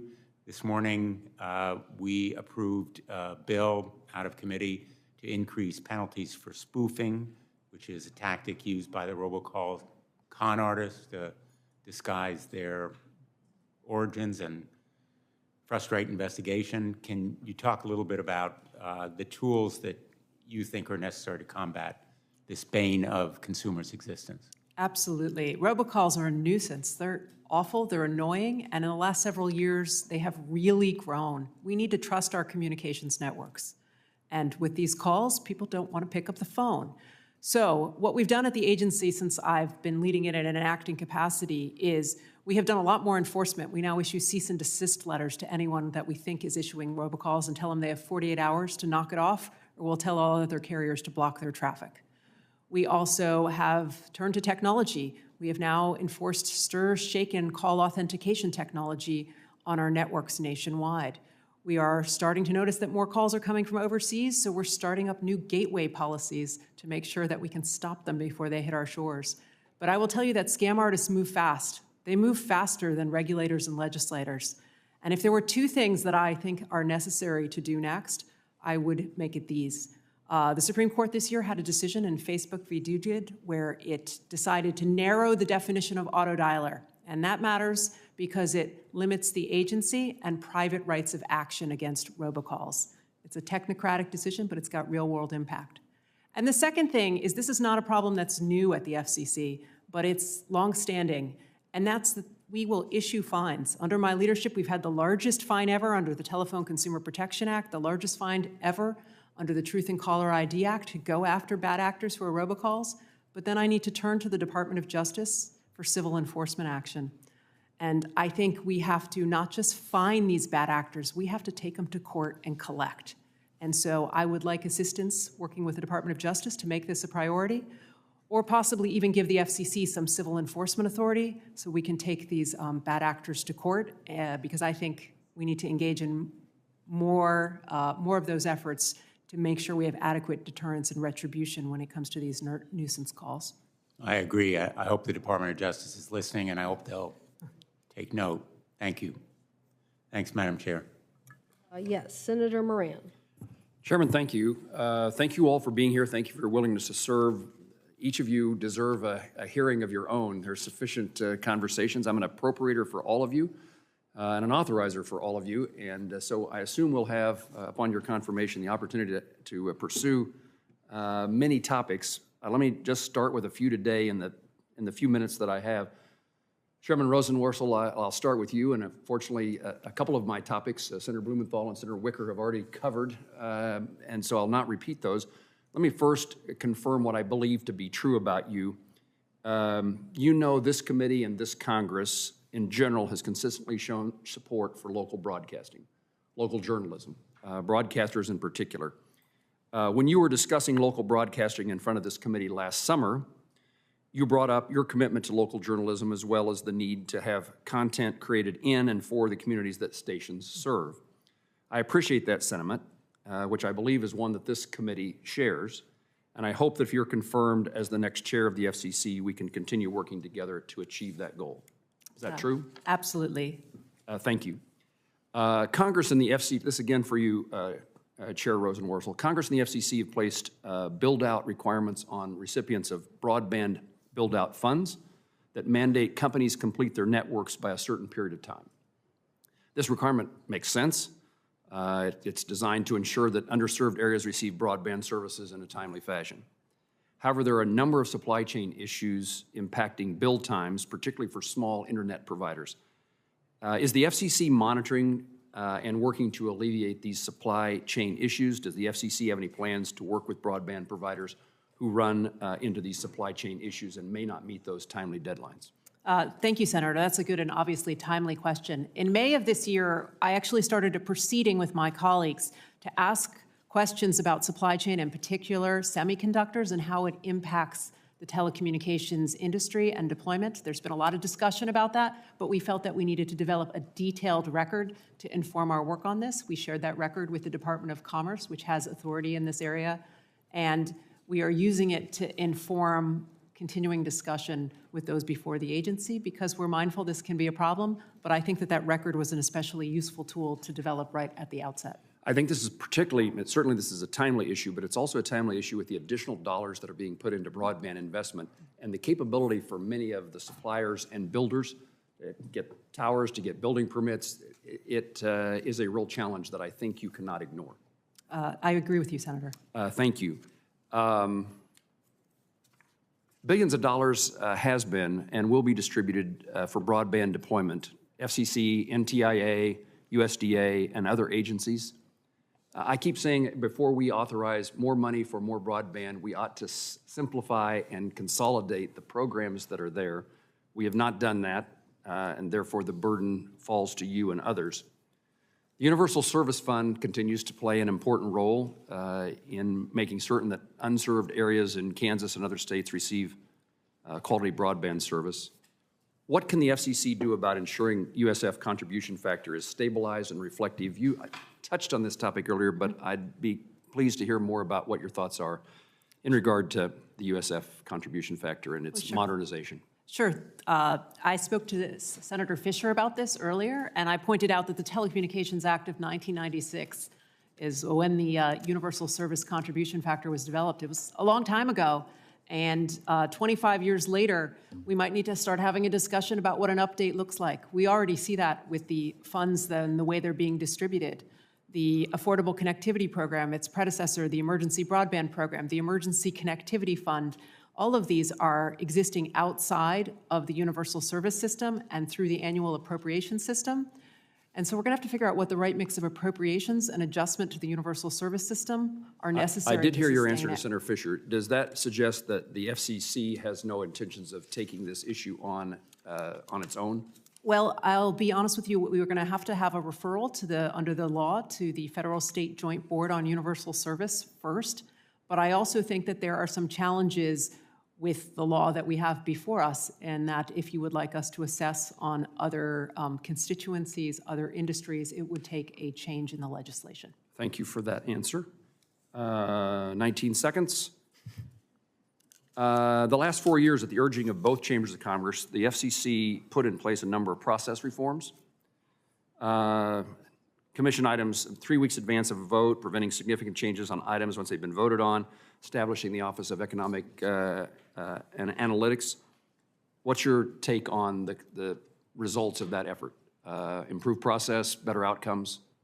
The short answer is yes, I have left both of those initiatives in place and intend to do so if confirmed. Final question, what am I going to do in the absence of a Kansas chairman? Will you and Commissioner Stark fulfill the role of taking care of, the citizens of my state? We'll do our best, but you might have to have some New England references along the way. I'll try to be accommodating. Thank you.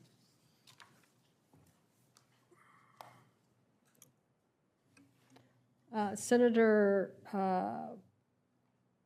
Baldwin, I think, is next, and then followed by Senator Markey, and then Senator Hickenlooper. That is on our side, back. Thank you, Madam Chair.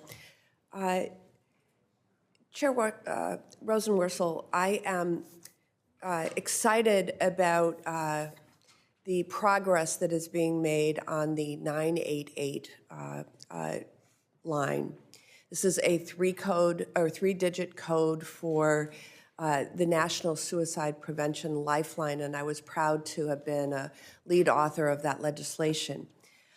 Beyond making access to resources easier for people in crisis and for everyone, one of my chief goals was to ensure that populations that were disproportionately facing high rates of suicide could have access to the specialized services that they need. In the bill itself, we talked about the veterans community. We talked about the LGBTQ youth community in particular. I know I've also worked on suicide prevention for farmers as they face disastrous conditions. Under the law, the National Suicide Prevention Lifeline must be ready to begin accepting 988 calls on July 16th, 2022, and that deadline is fast approaching. So given the importance of this change and of focusing on servicing and serving populations with the greatest need, I'd like to hear you give us an update on how the Commission will continue to engage government stakeholders as well as nonprofits and mental health specialists on the 988 rollout. And we had a great conversation about this. I hope you'll talk a little bit about essential technologies, especially for youth, the text-to-chat and integrated voice responses. Senator, thank you for the question. Thank you, more importantly, for your work on this. We do have a suicide crisis in this country. The rates for teen girls are 3 times higher than they've been over the last 20 years. It's true for young people of color, LGBTQ youth, and our veterans and more first responders die annually by suicide than in the line of work. We can do better by them, and we should. We have long-standing had a toll-free number for them to call, but moving it to a 3-digit code is a way to make it more accessible to more people. I'm especially proud that this week the FCC will vote on making it texting accessible. I think for young people in particular, that's their native language. It's not picking up the phone and talking.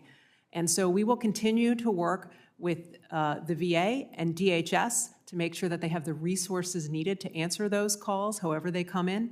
And I think we're going to have to continue to discuss with them how we make sure that people get the specialized care they might need in that moment of need. Thank you. I am as excited as my colleagues about the new major federal resources that will be targeted for broadband, universal broadband, high-speed access for all. But I know you agree that it won't be a success if we don't have better maps. I was proud to be a co-sponsor of the Broadband Data Act, and I was pleased to see the FCC announce a new wireless service map using the Act's standards. And I understand the Commission was recently awarded, has recently awarded an important contract. You've talked about that earlier already today for a better map for wired broadband. But I'm anxious to see more progress quickly. First, when can we expect to see additional maps come online? And how will you continue to push the Commission towards that goal if confirmed as permanent rather than acting chairman?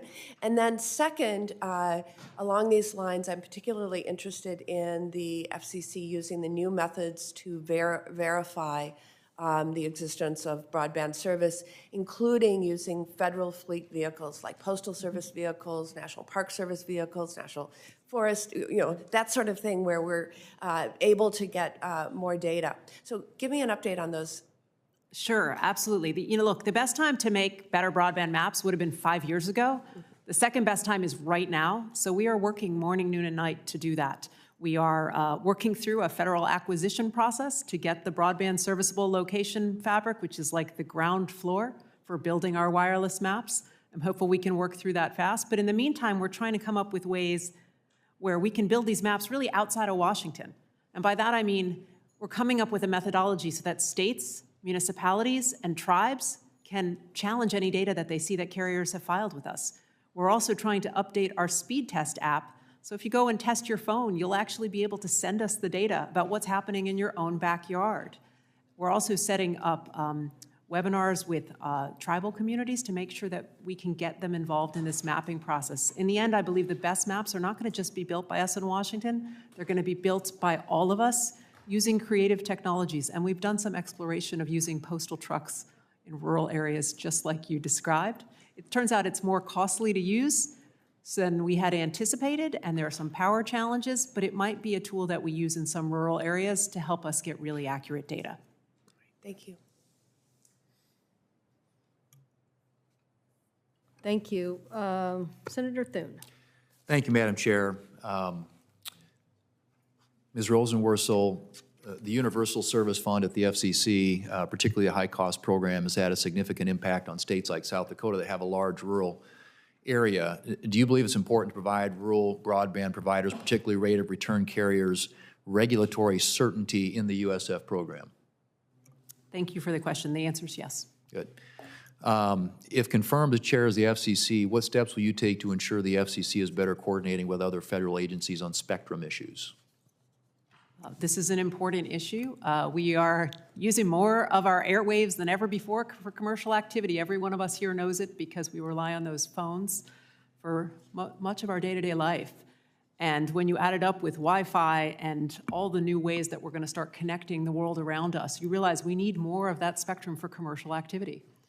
The challenge, of course, is the laws of physics mean that we're not making more spectrum, so we have to reclaim it from older uses. And sometimes that requires going to federal actors and asking them to choose to be more efficient with their current allocations. That, for instance, is how we were able to hold our most recent auction, which is still, we're finishing up in the 3.45 to 3.55 gigahertz band. That process, though, is a difficult one. And what I hope over time is that we can build a whole-of-government approach where we all understand that repurposing some of those airwaves for new commercial use has innovative benefits for our economy and our civic life. And I hope we can have the support of the committee when we do that.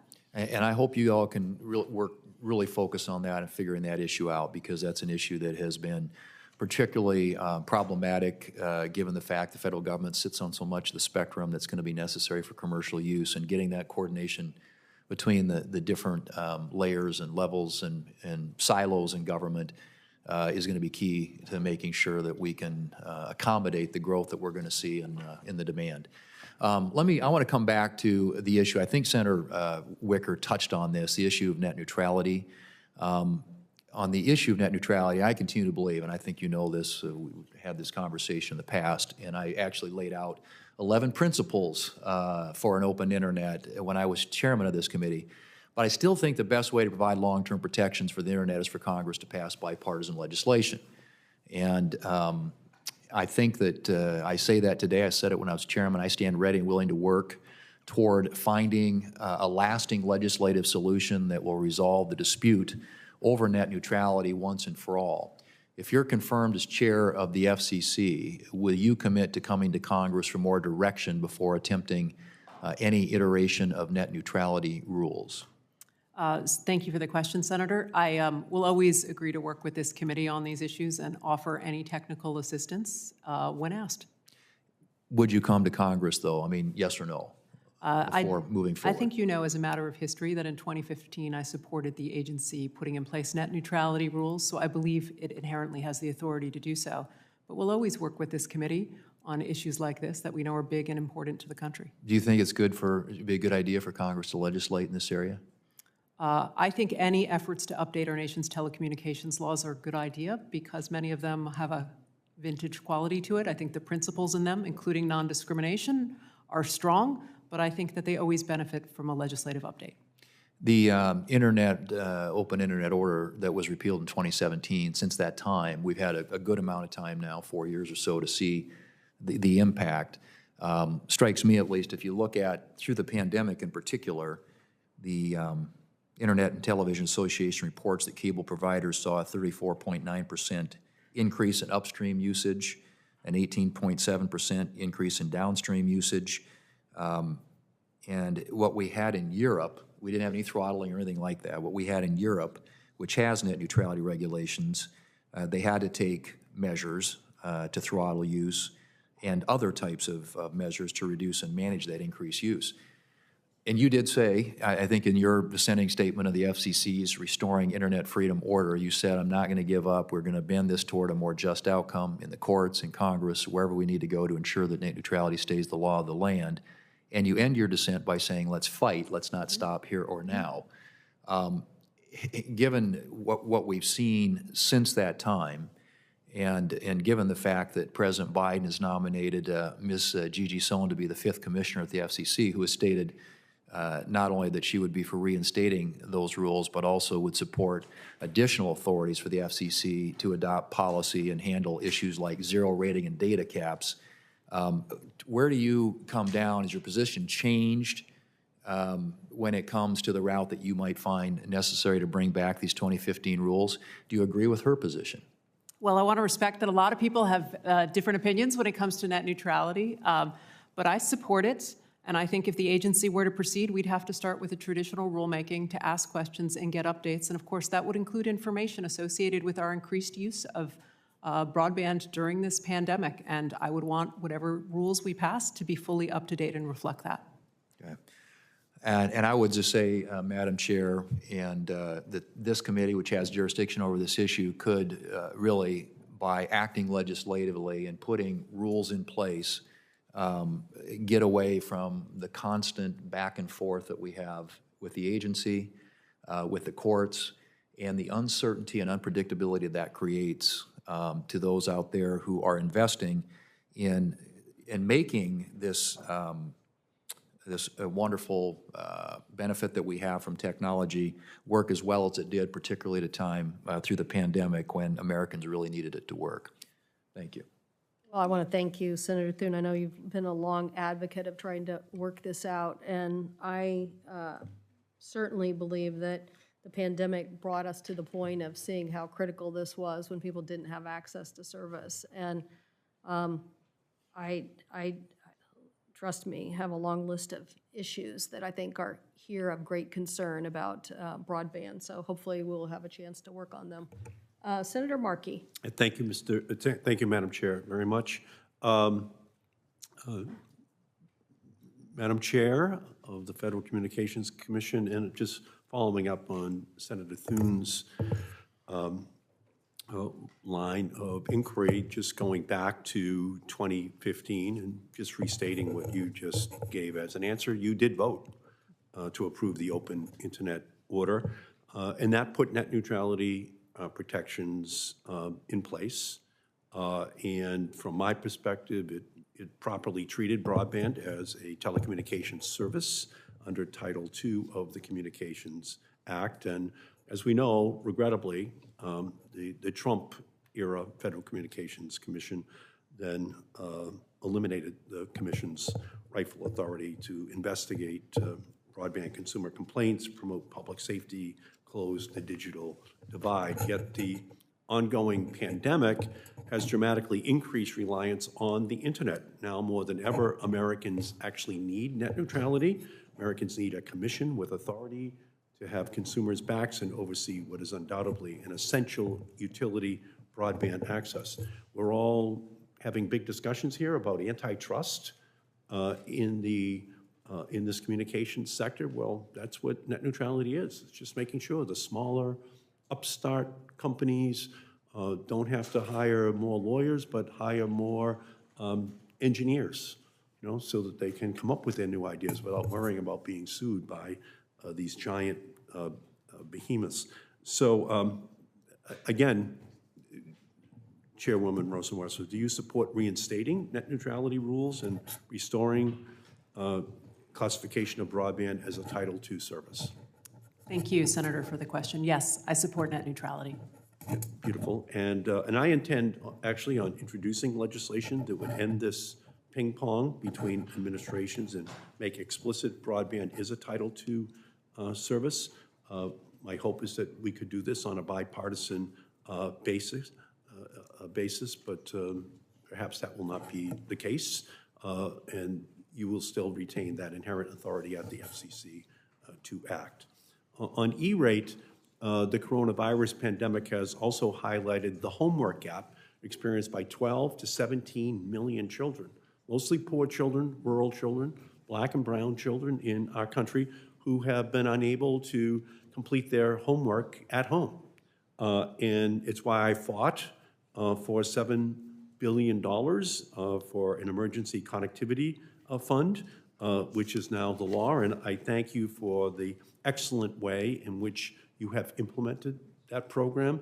Under your leadership, the FCC has already received more than $6 billion in applications, and you have committed more than $3 billion to helping communities across the country to connect those 12 to 17 million children at home so they can do their homework. And so I think that the numbers actually show the urgency of us of continuing to deal with the issue, and we're working hard to include more money in the Build Back Better program so that you'll have more resources in order to deal with this issue. Do you agree that we should add more funding to the Build Back Better bill for emergency connectivity so that the resources are there for those children? Thank you, Senator, for the question. The homework gap, as you said, may affect as many as 17 million kids in this country. We are making progress with the funds from the Emergency Connectivity Fund. I just don't want to have to stop until we connect every child everywhere, so no student is locked out of the virtual classroom. And do you believe that we have to create a permanent solution to this problem so that children in the future are not locked out at home? Yes. Yeah, thank you. And let me just ask you, Mr. Bedoya, in terms of a child online privacy protection law, the FTC is responsible for enforcing the Children's Online Privacy Protection Act. Mr. Bedoya, do you agree that Congress should update COPPA to, one, give 13, 14, and 15-year-olds control over their data, two, ban targeted ads to children, and three, create an eraser button so that parents can insist that all information collected about their 13, 14, or 15-year-old son or daughter is erased from their data record forever. Mr. Thank you, Senator. I think those are critical updates to the law and very much support them. You do support it. Can I just get your view on that as well? Well, as the parent of a child in that age range, I fully support the idea of an eraser button. Yeah, thank you. Ms. Babish, do you have a view on that? Yes, fully support. Fully support. Yes, sir. No child. No. So we'll just go with those who do, and say that they represent every other parent in America that is understandably paranoid about what they saw in the last year and a half in terms of their children's relationship with this device that has been their companion in increasing numbers of hours every single day, every single week, and we should provide those protections. And I think we should do it in this Congress. Thank you, Madam Chair. Thank you, Senator Markey. Senator Sullivan. Thank you, Madam Chair. And Chairman Rosenworcel, I appreciated our discussion yesterday. Thanks. Let me ask a quick question on net neutrality. I know there's a lot of debate, big policies at stake. Your very distinguished background includes being a staff member on this committee. Don't you think that something that big in terms of policy should be authorized by Congress, not just federal agencies to make it up? Senator, as you know, I support net neutrality. I also would support working with this committee in any way, shape, or form on these issues or any other update to telecommunications law. But as I said earlier, I do believe the agency has inherent authority in this area. Let me turn to the majority of our discussion yesterday, and that's on the unique challenges in Alaska. And I know you're very well aware of those. And you made a number of commitments to me yesterday in our meeting. Can I just get you publicly to kind of make those again and talk briefly about some of the issues? Commit to you a commitment to come back up to the great state of Alaska and see our people and challenges, to work with the stakeholders in the Alaska plan on what comes next and how we move forward on that important and very successful initiative from the FCC, and then not to subject Alaska to the USAC rural healthcare rate setting database and have more transparency and timeliness on a lot of the issues that the previous chairman, in my view, completely ignored and almost cratered the entire healthcare system in rural Alaska.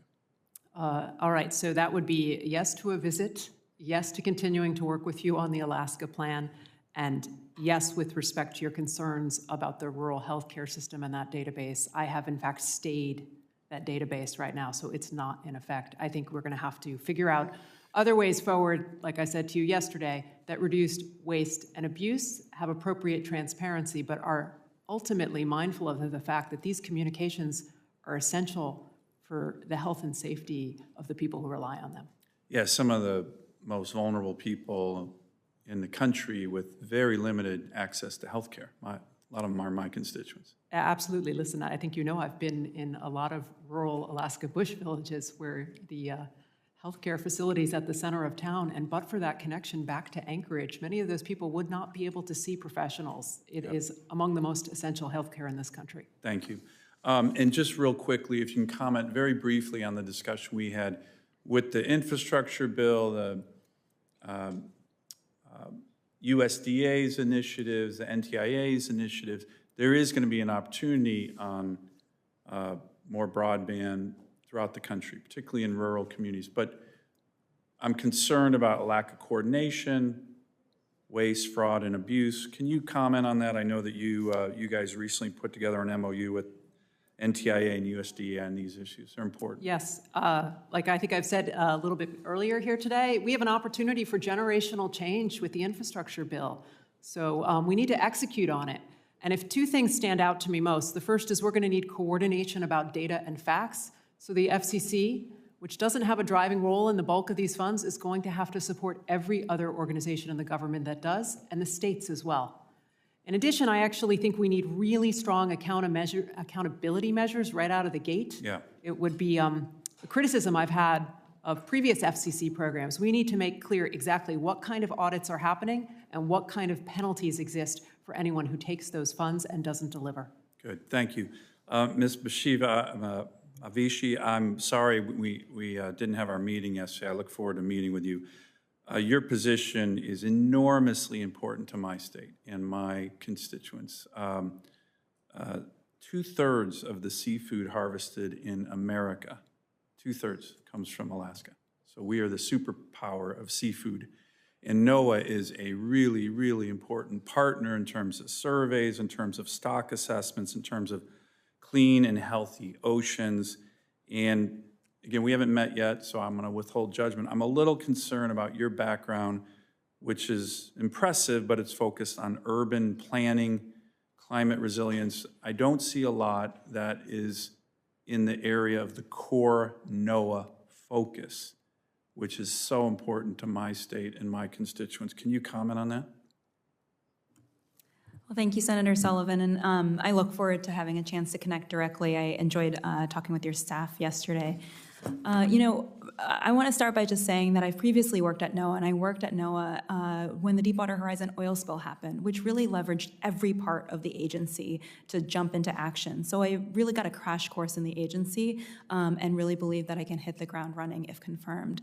But I'll also say that my work in climate resilience is so cross-cutting and really is focused on making sure we leverage the best available science wherever I am. I'm all for that, trust me. And apply that to decision-making, evidence-based decision-making. And I believe that that work that I've done in communities across the country, including in Alaska. I mentioned in my testimony that when I worked at the White House Council on Environmental Quality, part of my portfolio was actually focused on the resilience of Alaska Native villages. I had a chance to visit Shaktoolik and really appreciated being able to connect with Alaska Natives there and just appreciate the tremendous challenges that they face in maintaining their... Well, I look for, and I don't want to cut you off, I have one more question for Mr. Bedoya, but I do look forward to our meeting, and again, I apologize, I had to cancel on that yesterday.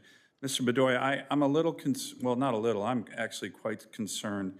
In 2016, there was a tweet that you retweeted, and it was talking about the presidential convention in 2016. A number of senators on this committee, myself included, went to it. And the tweet said, "I never thought I'd see a televised presidential convention that essentially was a white supremacist rally." It's a pretty strong view there.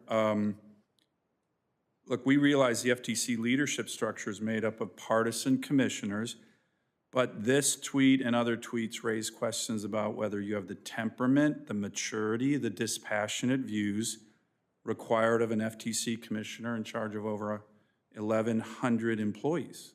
And I'm sure a lot of those employees didn't see that convention in 2016 as a white supremacist rally. How do you respond to my concerns about your temperament and judgment, meaning that you need to serve all Americans in this job? Absolutely, Senator. I appreciate the chance to speak to this. I think my record in the Senate as a staffer and at Georgetown speaks to this. I'm not asking about your record. I'm asking about this tweet directly, and don't dodge me on it. Just address it. Maybe you're sorry. Maybe that wasn't really your viewpoint. Don't dodge the question. Tell me about your temperament, your maturity, your dispassionate views when you are essentially claiming half the country was at a white supremacist rally, which was the convention that we had in 2016. Of course, Senator. I want to clarify, I do not believe the former president's supporters are white supremacists. They're part of my family. I love them. I don't recall... Are you apologizing for that, or what's your... Are you taking that back? Are you saying that probably was a mistake, maybe, or something like that? Yes, sir. I don't think it's appropriate to call the entire convention a white supremacist rally. I do apologize for that. I was trying to clarify that I don't cast judgment on the former president's supporters. They're a part of my family. They're an important part of my family, and I hold them dear to me. The last 4 to 5 years affected my own family. My daughter has never met her great-grandmother because of the travel ban. And I could give example as to why, as a private citizen and a law professor, I spoke out, but I pledge to you that if confirmed, it is my duty to do as I did as a Senate staffer, to set aside all those politics and serve every single person in the country, irrespective of political opinion and party. Yes, sir. Thank you, Madam Chairman.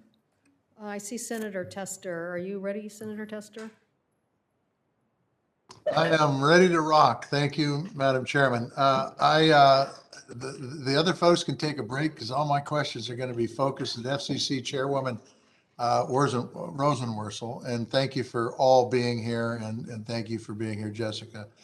I don't need to tell you that internet access has always been a major challenge, and particularly in rural states like Montana. This pandemic has only exacerbated those challenges. Congress and the FCC, Montana schools have received $850,000 for emergency connectivity funds. Doesn't sound like a lot, but it's a lot for Montana. Montana health providers received nearly $2.9 million through the FCC's telehealth program. As of this last Monday, we got about nearly 13,000 households in Montana that are using emergency broadband benefit program. And now we've got the Infrastructure Investment and Jobs Act, which I am intimately familiar with because I'm one of the 10 that helped negotiate it. We're going to see $65 billion in investments in broadband infrastructure there, which should close the digital divide in every state in the union. And if you disagree with me on that, let me know. But the truth is this: how do you plan to coordinate with NTIA on implementation of the broadband provisions in the Infrastructure Investment and Jobs Act? Thank you, Senator, for the question and all those numbers.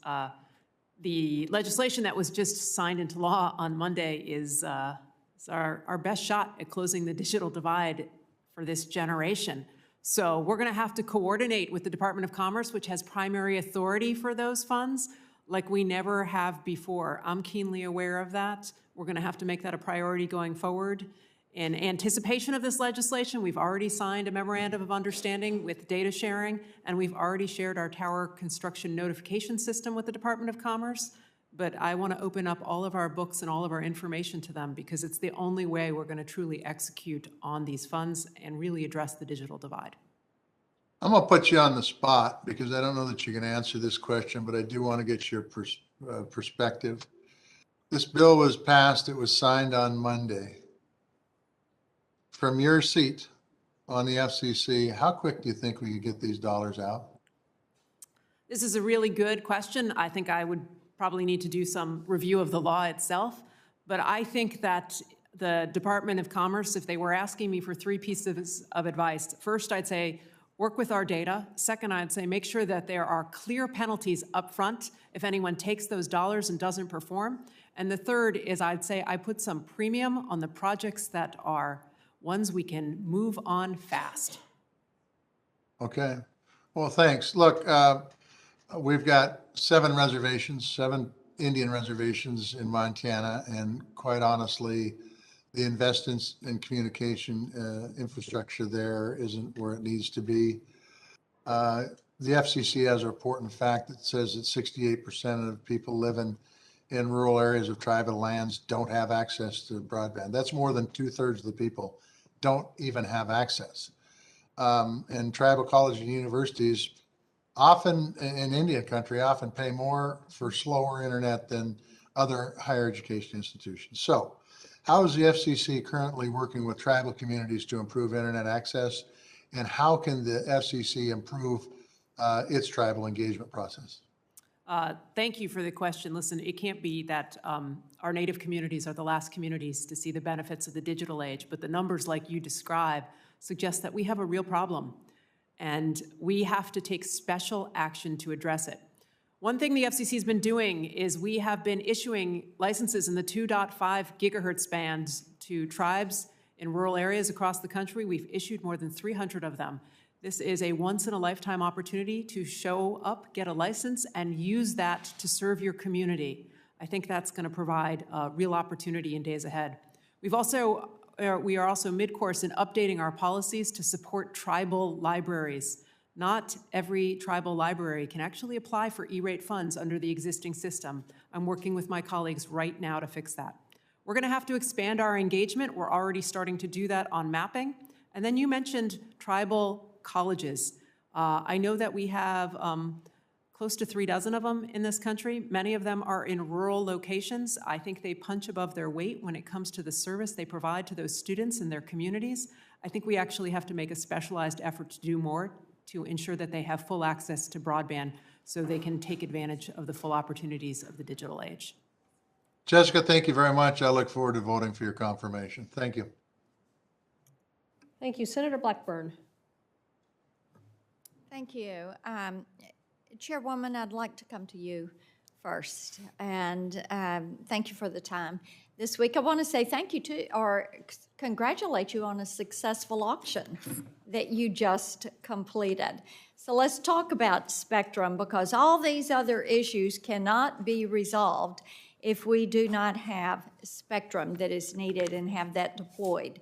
And we've just recently had a couple of things. The NTIA has kind of gotten outside of their jurisdiction, I would say, when it comes to spectrum, and the FCC is working to clear more spectrum held by federal agencies. We also have the issue with the FAA raising objections and questions that they've never raised through this entire process, and slowing down the 5G systems.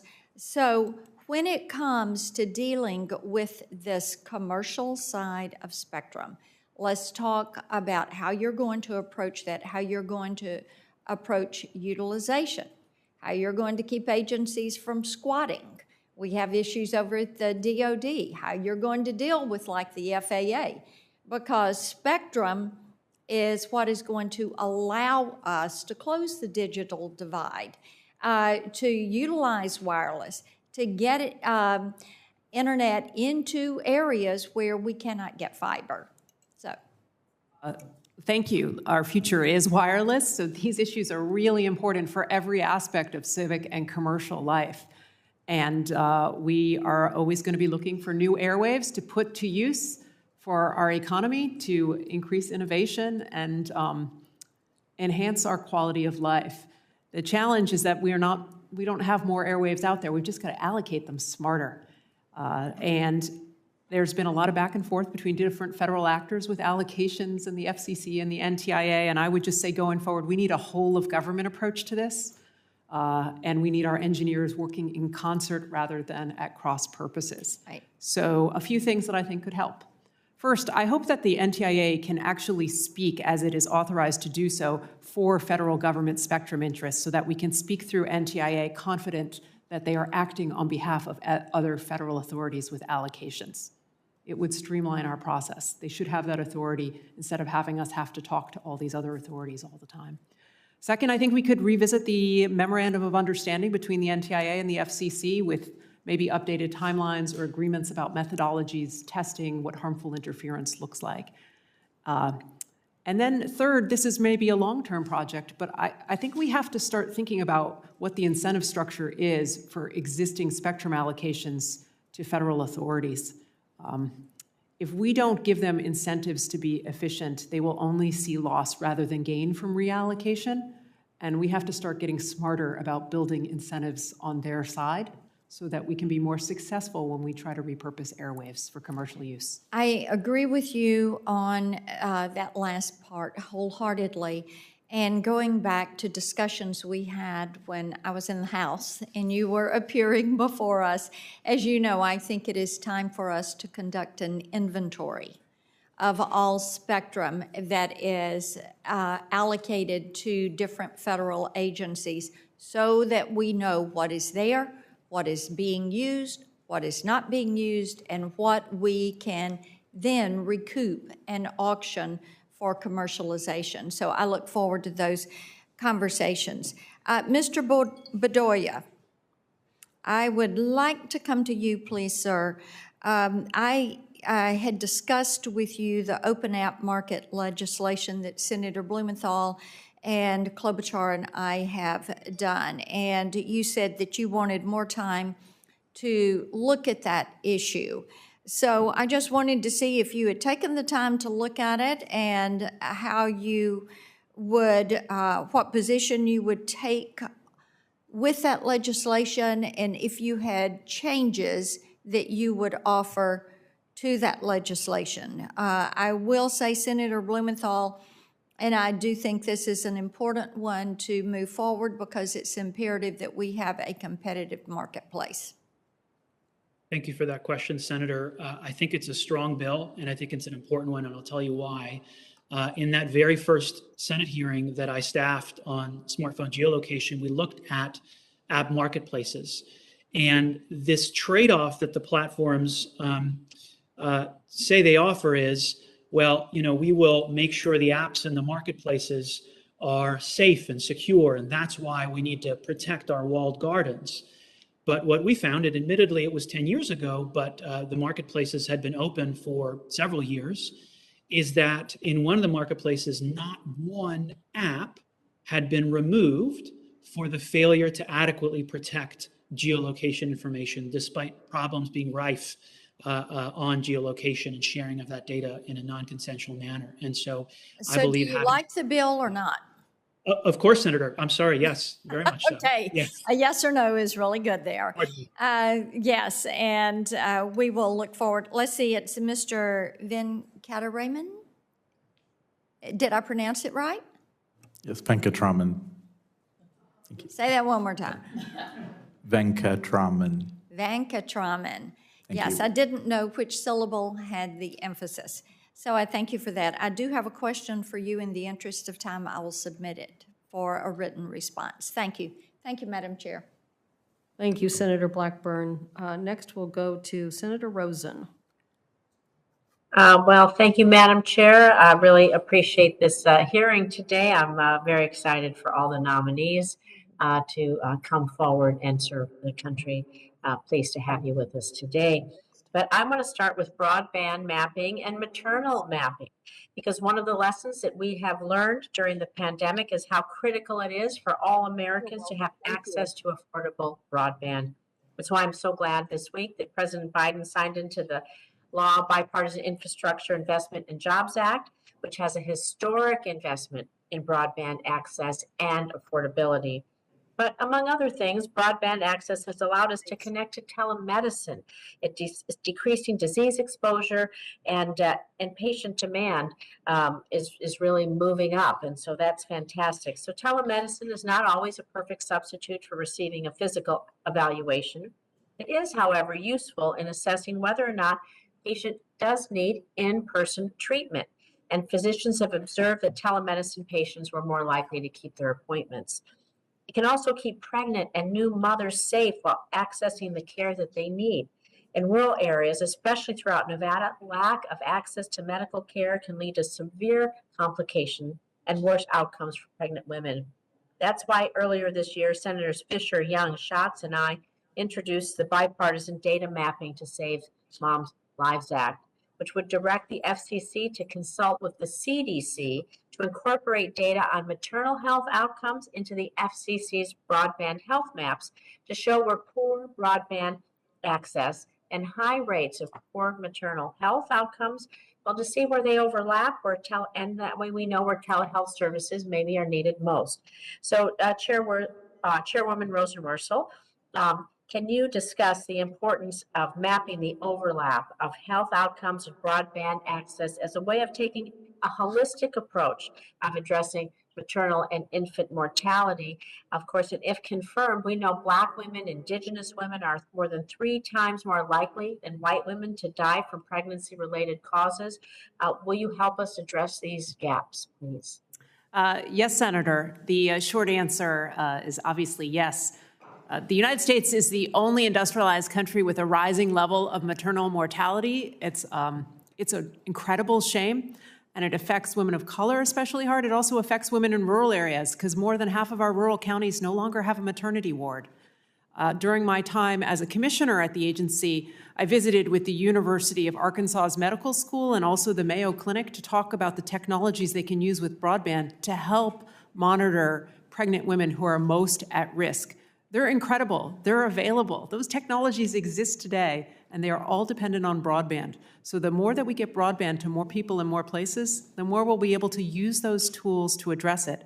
And I think the kind of multi-layer mapping you're contemplating, where we think about a problem we have, what technology solutions we have, and overlay them on our nation's broadband map, is going to be precedent for also thinking about other problems, even beyond healthcare and maternal mortality. Well, I'm hoping that we'll do a little something with COVID-19 and some of the outcomes there too as we move forward. So thank you for that. I want to move on to notario scams. So Mr. Bedoya, I'd like to ask you a few questions about those. Questions that I posed to the current FTC commissioners when they testified before the committee in August. As you know, Nevada is home to thousands of immigrant families who make up the mosaic and beauty, diversity of my wonderful state and, of course, our nation. And nearly 30% of Nevadans identify as Hispanic or Latino. And unfortunately, some of these communities go through a process to become American citizens, and far too often they're just a target of scammers, and they pose to help them through the challenging process. We know one form of deception is the notario scam. And so where public notaries claim to act as attorneys, and they really do take advantage of our community. So in the interest of time, I know that you had campaigns about this, but if you're confirmed to the FTC, what kinds of outreach do you think we should do to help protect people so they don't become individuals victims of these notario scams? Thank you, Senator, for that question. And I'll share that a student of mine, this happened to a student of mine. He wrote about this and how his family was cheated out of a lot of money that they didn't really have by one of these notarios. Senator, I think it's critical that the commission help people regardless of the language they speak. I think one of the unsung accomplishments of Chair Ramirez's tenure was her work with the staff reading Monica Vaca to run conferences called Common Ground Conferences, where they went to Spanish-speaking communities and made sure they were in touch with local law enforcement, state attorneys general, to prepare people and put them on the lookout for notarios. And one of the things I pledge to you to do, if confirmed, is to make sure this work is continuing, not just in Spanish, but in New Mexico might be Diné, in Minnesota might be Hmong, making sure that everyone in this country, regardless of the language they speak, is protected against fraud. Thank you. I appreciate that. Of course, in the interest of time, I have some questions on telecommunications for the deaf and hard of hearing. I will submit those for the record. Thank you, Madam Chair. Senator Lee. Thank you, Madam Chair. Mr. Bedoya, I'd like to speak with you for a moment, if that's all right. I appreciated the time you and I spent about 2 weeks ago, and you were kind enough to give me some time and answer my questions. Now, there were a lot of questions I had, and these are the kinds of questions that kind of need to be answered. There were some of them as to which you didn't have complete answers, understandable in some ways, but there have been a couple of weeks of lapse since that conversation. So I'm hoping today that I can get some answers on some basic questions, just things that are not gotchas, things that ought to be able to be answerable with a yes or a no. So I'd appreciate if you can give me a yes or a no answer in response to each one of these, because they're necessary. First of all, can you commit that if you're confirmed, you'll be committed to enforcing the consumer welfare standard under precedent as it now stands? Senator, I commit to enforce the law, and I emphatically support your efforts to ensure that the standard include not just price, but output, quality, choice, innovation. There are critiques of how the standard's applied, and I've been thinking about our conversation. Pardon me.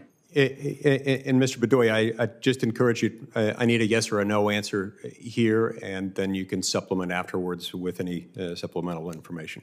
I think I heard you say you follow precedent, and of course, including precedent on the consumer welfare standard.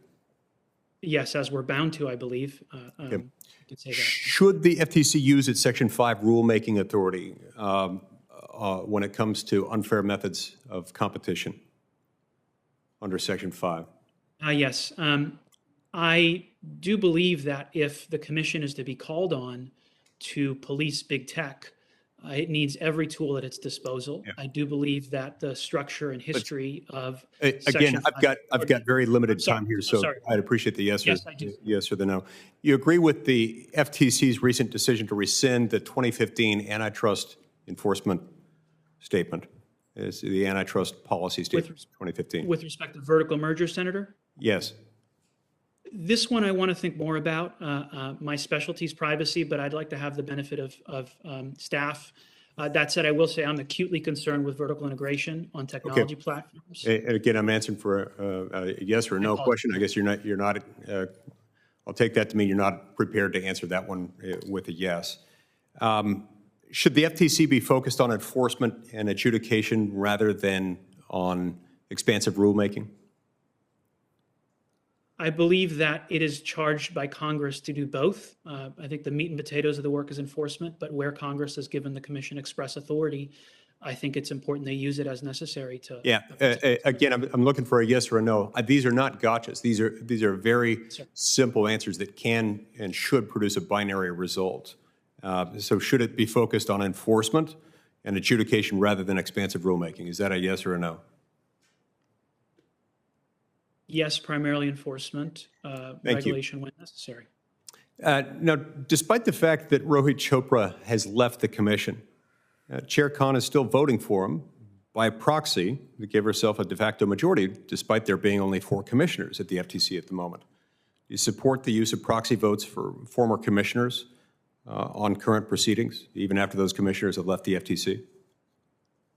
I have not read into that, Senator. I'd like the chance to read into that and get back to you in writing if possible. Thank you. Should the FTC exercise only power that's been delegated to it by Congress expressly? Expressly, yes, sir. Thank you. Can the FTC use its rulemaking power to circumvent legal precedents with which it disagrees? I don't think that's a good idea, Senator. So that's a no. That's a no.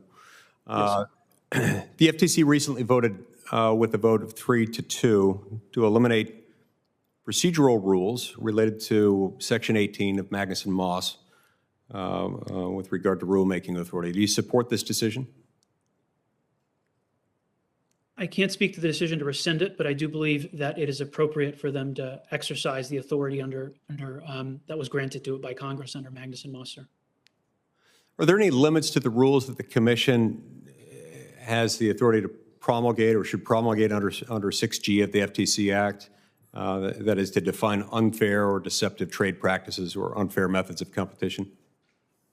With respect to UDAP, you'd have to go under MAGMOS, I believe, and the restrictions are extensive. You can only do prevalent practices, and there, yeah. So yes, there are restrictions. So there are limits. Okay. Yes. Now, the FTC only recently voted to require the support of only a single commissioner to open investigations, as opposed to the practice of having a majority of commissioners. Do you support that decision? I support the agency having every tool at its disposal to police consumer protection and competition. In principle, it's not an answer to this question, though. I understand that answer, but that is not answering this question. Do you support that particular decision that I'm describing to allow things to proceed rather than with a vote of the majority of the commissioners, just with a single commissioner approving? For investigations, yes, sir. Okay. I see my time's expired. I appreciate your trying to answer the questions. I really do believe each one of these questions could and should be subject to a reasonable yes or no answer. Haven't gotten that today. I should have gotten that, and that's deeply concerning to me. Thank you. Senator Warnock. Well, thank you so very much, Madam Chair, and I want to thank Senator Lujan for letting me get ahead of him today. Chairwoman Rosenworcel, it's great to see you again, and thank you so much for coming to Jackson County, Georgia, just last week at my invitation. I think it was an important conversation. It gave us an opportunity to hear directly from rural Georgians about the importance of broadband, the challenges they're having, and how best to get the job done with respect to the signing a couple days ago of the bipartisan infrastructure bill. And you and I had some great conversations there, and you got a chance to talk face-to-face with Georgians on the ground. But I was particularly struck by one conversation we had with a third-year medical student. You will recall he was a student at the Morehouse School of Medicine. And he said that because his house had such slow speeds, he had to drive to a friend's house to finish his homework, his medical school homework. Obviously, we need that student to be helping us make our way through the remainder of this pandemic, and he's trying to get online to do his medical school homework. We also heard from a parent about how the internet is so slow that if both she and her daughter are trying to log on, neither of them can get anything done. She's a nurse practitioner online. She needs to do broadband work. Her daughter needs it to study, and they can't be online at the same time. I think this is a travesty. I think broadband is, to the 21st century, what electricity and electric lights were to the 20th century. The lack of reliable broadband is hurting our kids. It's hurting vital services like telehealth. It's hurting our economy. If confirmed, will you commit to working with me and others to support the big goal of connecting every single household in Georgia, but particularly our rural areas in Georgia and all across the country, to broadband? And can you speak to where that will fit in your portfolio of priorities? Thank you, Senator, for the question and the invitation to join you in Georgia last week, which wasn't a hardship assignment. And the folks we met with, you know, they all told stories that stay with you. I can't imagine being in medical school and couch surfing just because that's what you needed to do to go to class during a pandemic. Though I have some conviction he's going to be an awfully good doctor one day. I think so. But the bottom line is this is our moment. It's like what rural electrification was in the prior century. We're going to do something audacious. We're going to connect every household in this country, and we're not going to stop until we get 100% of us with fast, reliable, and affordable broadband. And I think we should say it that clearly and that simply because it has to be our goal. That's how we're going to produce more equity in this country and more opportunity, not just in that corner of Georgia, but throughout the entire nation. Thank you, and I was honored to be there with you as we talked and heard directly from these families. And the broadband issue, as you know, it's multi-tiered. We're talking about accessibility. We're talking about affordability. We're talking about access to devices. To actually take advantage of broadband, families need devices. You couldn't get online, but some can't afford laptops and tablets. And when working families are struggling to afford monthly bills, they don't have hundreds of dollars just lying around to purchase a device. In fact, about 4 in 10 lower income families don't have a laptop or a tablet at home. Do you agree that ensuring that all families have access to laptops and tablets is a critical component to closing the digital divide? Yes, I do. Thank you so much. I agree, obviously, and that's why I introduced the Device Access for Every American Act. This bill would provide essential devices like laptops and tablets for free to low-income families so that parents and kids can access opportunities for work, school, health, and more. I'm so glad that this legislation is part of the Build Back Better package, and I'm going to work really hard until we get it signed into law. I look forward to working with you in the future to making sure that everybody's connected. Absolutely. Thank you. Thank you. Thank you. Senator Cruz. Thank you, Madam Chair. I'm going to direct my questions to Mr. Bedoya. Mr. Bedoya, the Biden administration has nominated a number of extreme nominees, radicals who've advocated for abolishing the police, 2 of the senior officials currently at the Justice Department, a banking regulator who trained in the Soviet Union and advocates nationalizing the banks and wants to bankrupt thousands of businesses across America. And unfortunately, Mr. Bedoya, as I look at your record, you fall firmly in that line. I see the record of someone who has been a left-wing activist, a provocateur, a bomb thrower, and an extremist. So I want to take a minute to explore your views. You know, I took a look at Twitter. You've been very active on Twitter. Tell me, Mr. Bedoya, what are your views on ICE? Thank you for that question, Senator. I have, as a law professor, called attention to what I see as Fourth Amendment violations in ICE's face recognition searches, and these are measures that have triggered bipartisan oversight by... Okay, let's be clear. I'm not talking about the things you say when you're wearing a suit and tie talking about Fourth Amendment violations. I'm talking about what you angrily tweet out to the world. I refer you to a tweet from February 26, 2021. It is time to call ICE what it is, an out-of-control domestic surveillance agency that peers into all of our lives.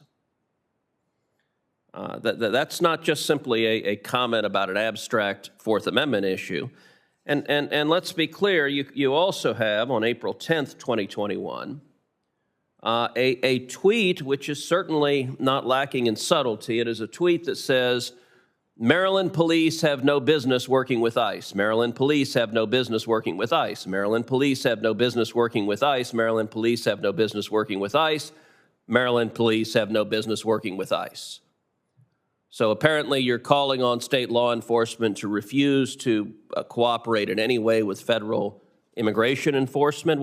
How do you explain these tweets? Is that, are you with the more radical members of the squad in the House, and are you an advocate for abolishing ICE? I am not, Senator. That last message was rhetoric. The bill that it was posted in support of was a bill to require the government to get a warrant before scanning 7 million Maryland drivers' faces, won the support of one of the most prominent Republicans in our Senate, Senator Christopher West. And so I have occasionally used rhetoric, sir, but I've worked with you and your staff when I was a staffer in 2013. The bill that I helped draft, the Help Separated Children Act, you co-sponsored as an amendment. And so I emphatically believe that if confirmed, I can and will work across the aisle, set aside my politics to help your constituents and those across the country. And well, let's talk a little bit more rhetoric. Let's take a look at June 23rd, 2018, another tweet you sent. In this case, you're blasting a fellow Democrat. Decorum, directed at Steny Hoyer, the House Whip. Thousands of Latino kids still forcibly separated from their parents, some in cages, and you go on CNN to ask for decorum from members of the Hispanic caucus. You should apologize to those members and to the Latino community. So you're blasting not just ICE, not just federal law enforcement, but you're also blasting Democrats who are not sufficiently extreme to your liking when it comes to immigration. Is that right? Senator, I think family separation was a horror. The kids at the border looked like my cousins. And so you were really troubled by the kids in cages under President Trump? And as I was troubled with what happened to children in certain circumstances under the prior administration. Have you said one word about the kids in cages and the Joe Biden cages? The cages are bigger, they're more full. Have you said a word about it since it was a Democrat president putting kids in cages? Senator, respectfully, I believe I have, in certain circumstances, criticized immigration policy under the current administration. Have you said a word about the Biden cages, or is that rhetoric only directed at your political opponents? I can't say whether I've used the word cages, but I do believe I've been critical of Democrats and Republicans alike, and I believe Democrats and Republicans. You believe you've been critical of Democrats and Republicans alike. That's your sworn testimony today? Yes, and I believe the message you referred to with respect to Leader Hoyer speaks to that. All right, here's another one. You're retweeting Joyanne Reed, where she says, we're learning daily the ugly consequences of having had a white supremacist administration. Do you embrace the practice of the far left of blasting their political opponents as white supremacists? And do you think that kind of rhetoric is suitable for what is supposed to be a independent agency enforcing the law?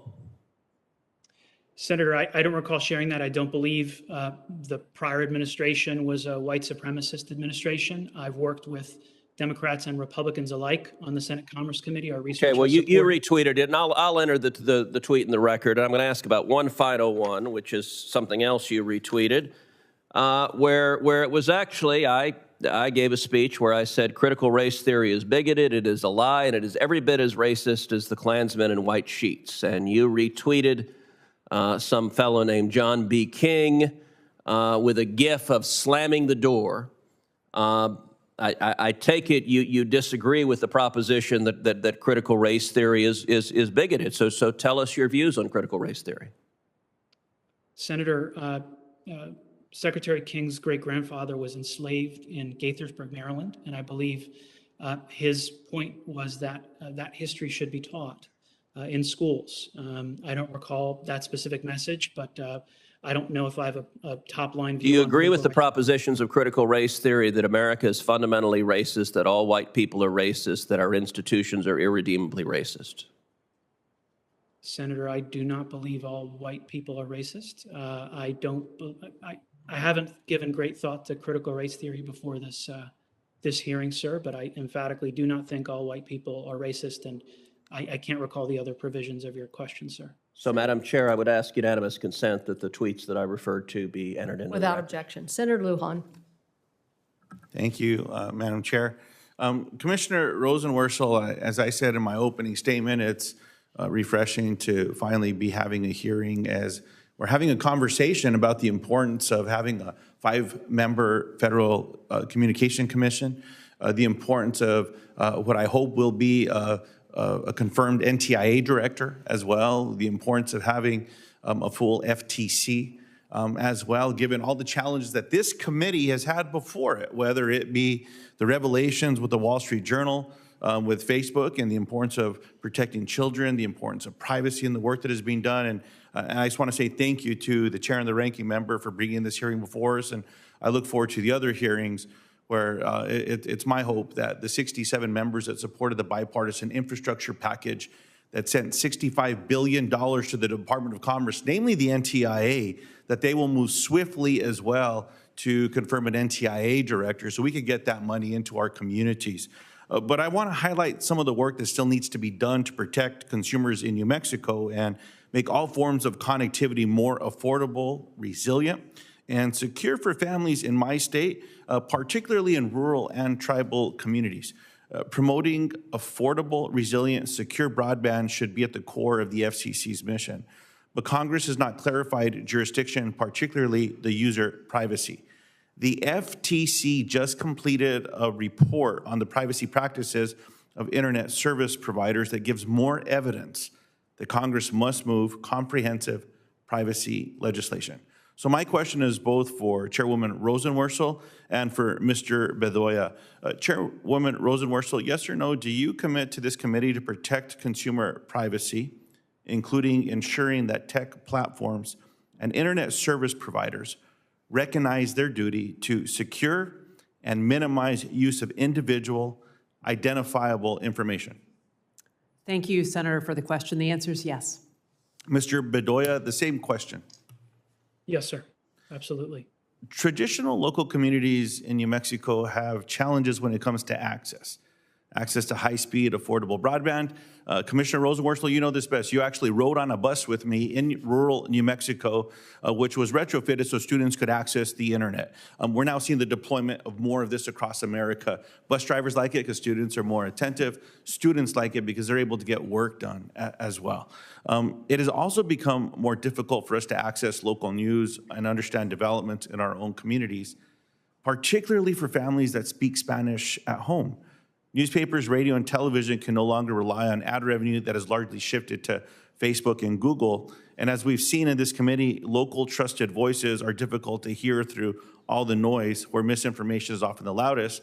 And these social media companies are doing much worse with bringing accountability to non-English language, namely Spanish language, when it comes to misinformation. What can the FCC do to support local broadcasters and local newspapers so that they continue to serve the needs and interests of our communities in New Mexico and around the country? Thank you, Senator, for the question. It's really important for our democracy that we all get the news, that we need to make decisions about the communities where we live. And I think that goes to the heart of spectrum licenses for broadcasting, because the duty under law is for those licensees to serve the community that they're in. And I think the FCC over time is going to have to figure out more ways to encourage them to use that license to truly serve that community, because that is a resource we have for news in the world today, and we need to make sure that we support it. I also have been an advocate for diversity and media ownership. I've worked with my Senate colleagues now, and I worked closely with G.K. Butterfield, a member of the U.S. House of Representatives in this space, and it's another conversation I hope that we can have going forward. I recently was in Catron County in southwestern New Mexico, a population of about 3,500 in the county, in the small town of Reserve, which has between 350 and 500 people living there. Some of the folks that came to chat with me get their internet from a satellite connection, but they're subjected to data caps. And they're not the only ones. Some of my constituents who receive access to the internet through their phones or through other subscriptions are often subjected to these data caps. I think it's a technology of the past. In the same way, I don't believe people should be paying for long-distance calls anymore. I think that's preying on older Americans who predominantly are still using that service when they could make a free call from a mobile device if they have both in their home. And we should also look to modernize revenue streams when it comes to USF. And I think that there's some ways that we can get to the bottom of making access to the internet more affordable and modernizing this so that we can keep people from having to make choices, especially when it comes to not using their internet connection for telehealth, or students with education, or teachers trying to support those students. So I'm hopeful we can get that done. And Madam Chair, I do have several other questions. I'll submit them to the record, but I do want to thank Mr. Bedoya again for coming forward. The other three questions that I have, sir, are all for you. I want to again say thank you for the work you have done, especially in the area of facial recognition, and what has led really to Facebook finally admitting that they should not have been collecting that data here in the United States, and they're taking it down. But I do look forward to a full functioning FTC, and especially, again, reminding the FTC commissioners that are here. I incorrectly said earlier it was 2, 4, plus Mr. Bedoya, who I hope will be 5 soon, on getting to the bottom of what's happening with fuel prices, especially given the letter that President Biden recently sent. So I just want to thank everybody for that. Thank you, Madam Chair. Thank you. Senator Lummis. Thank you, Madam Chairman. My questions are primarily for Chairwoman Rosenworcel. So thank you for being here today. Wyoming is one of the states that has had to start developing its own broadband map as a direct result of the FCC's slow pace in releasing maps. So what is your message to states like Wyoming that are creating their own maps? Thank you, Senator, for the question. For too long, the FCC collected data for its maps based only on census blocks. And we would make this assumption if there was a single subscriber to broadband in a census block in Wyoming, well, then inevitably service would be available throughout. And you don't have to be much of a statistician to know that's not correct. And when Congress passed the Broadband Data Act and then authorized funds, you gave us the ability to really improve on that. I am now working through the government procurement process to secure a broadband serviceable location fabric with geocoded data about every single structure in this country where we can build broadband. So we're going to do a whole lot better. But I know we're not going to do it by ourselves. We actually have to have outreach to states like Wyoming and others to make sure that they're collecting information about what's going on in their backyard that actually works with the methods and standards that we have at the federal level. We are starting that outreach right now. In fact, we're working with some tribes, which might include the state of Wyoming, to do that. And I'm optimistic that if we work together on this, we're going to have data sets that are radically superior to anything the FCC has had in the past. Well, thank you. We'll look forward to working with you on that. As you know, the country that wins the 5G race will determine the standards and security of 5G infrastructure throughout the globe.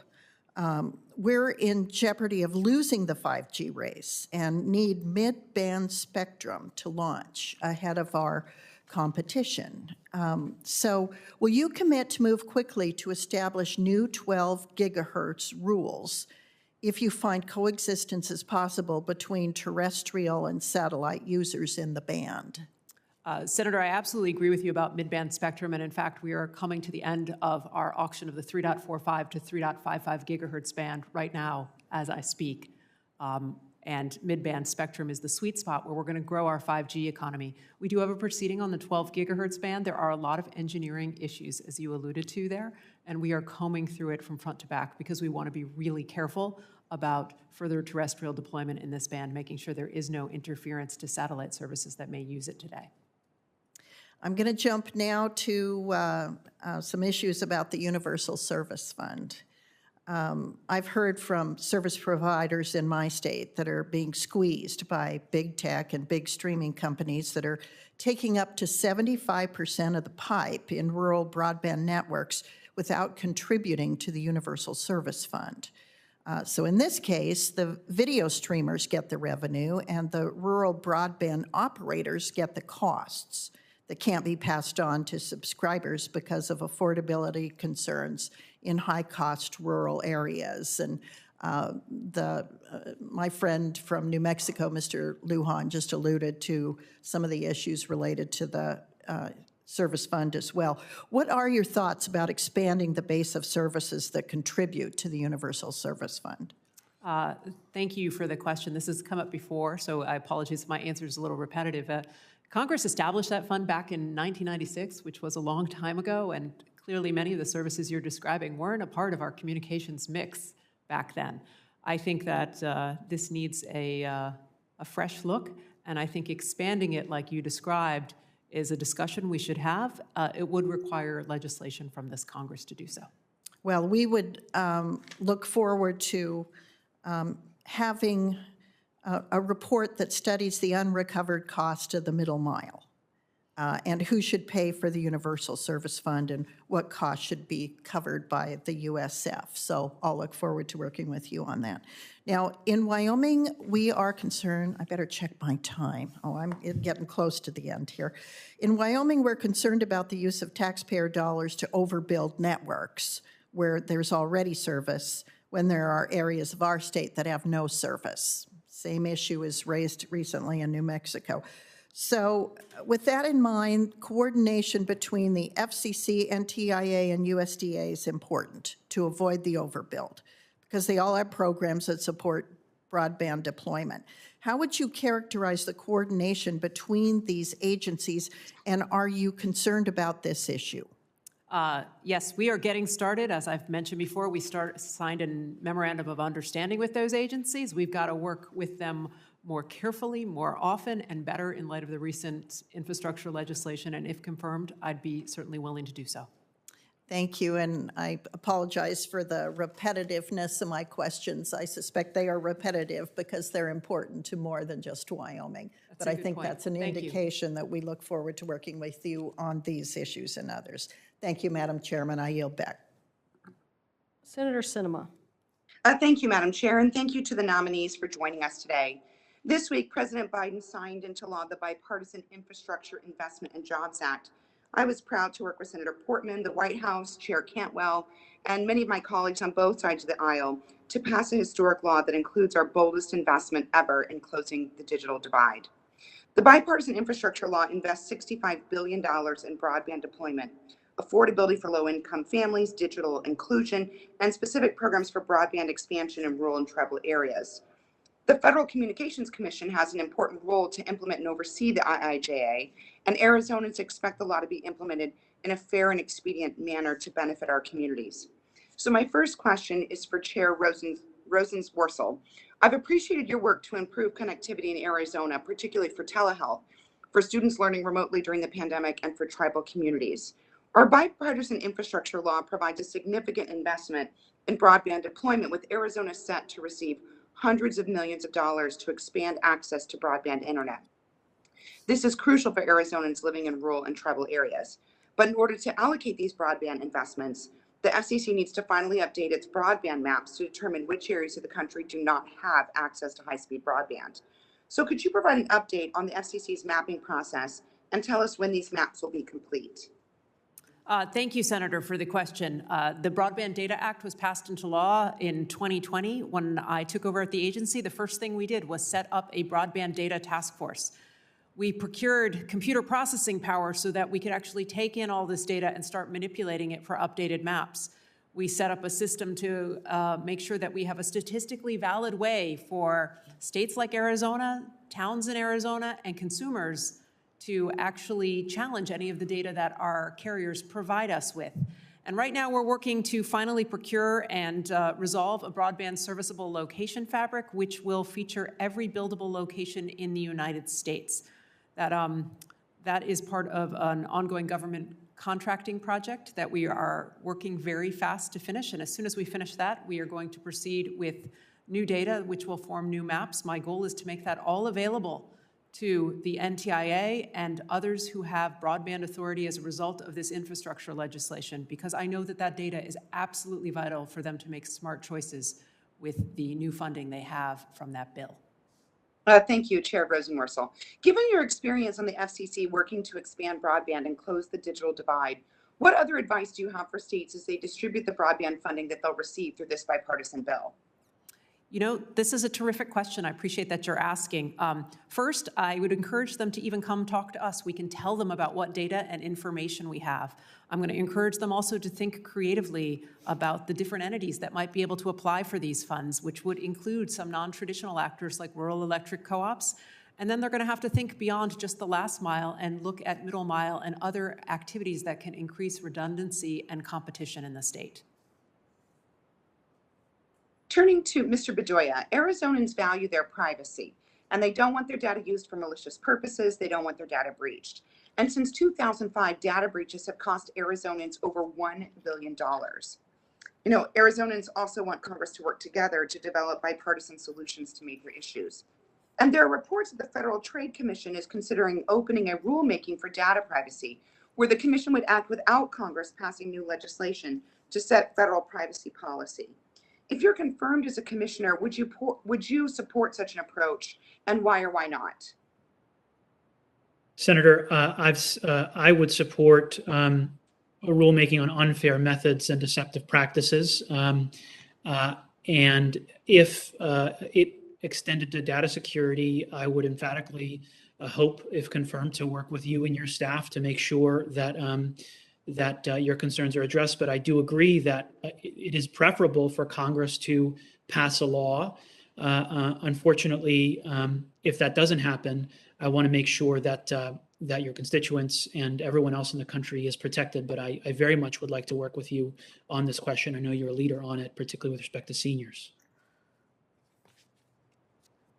I'm turning back to Chair Rosenworcel. Prior to this hearing, the committee approved bipartisan legislation that I developed with Senator Susan Collins, the Anti-Spoofing Penalties Modernization Act. Our bill doubles the existing penalties for individuals who provide misleading or inaccurate caller identification information. I frequently hear from my constituents in Arizona who've been defrauded or who are just annoyed by unsolicited calls and robocalls. And they're particularly troubling when they're spoofed to look like they're coming from a neighbor or a local business. Do you support our legislation, and how will it complement other FCC efforts to address the issue of scam callers? Yes, robocalls are incredibly annoying, and among the most annoying are the ones that are spoofed to look like their family and friend who's calling you, so you're compelled to pick up the phone and answer. Those scams are increasing, and I appreciate the legislation that you have brought to this committee, which will increase the fines. That's terrific. It will help us as we proceed with enforcement activity. But as you mentioned, there are other things we're doing to cut down on spoofing. By requiring stir-shaken technology to be built into our IP networks, at the network level, we are engaged now in call authentication practices that should help cut down on this, this activity over time. But the mix of enforcement and technology might be the way that we're going to actually be able to tackle these troubling calls. Thank you. Madam Chair, my time's expired. Thank you for holding this hearing. Thank you. Thank you, Senator Sinema. I'll now take my questions. I don't know if anybody else is going to join us, but I thank the witnesses. I know it's been a long morning already, but I think there's important issues to put onto the record in one fashion or another. Mr. Venkatarama, I'm going to ask you to submit something for the record about commercial service leveraging its expertise for U.S. manufacturers on the supply chain. We had a hearing on, obviously, our legislation that's being considered USICA, and also had some supply chain witnesses who submitted very lengthy answers, which was very helpful for us in developing legislation. So we'd ask you to submit a very lengthy answer on what and how the commercial service could be used on the expertise of helping U.S. manufacturers navigate the supply chain.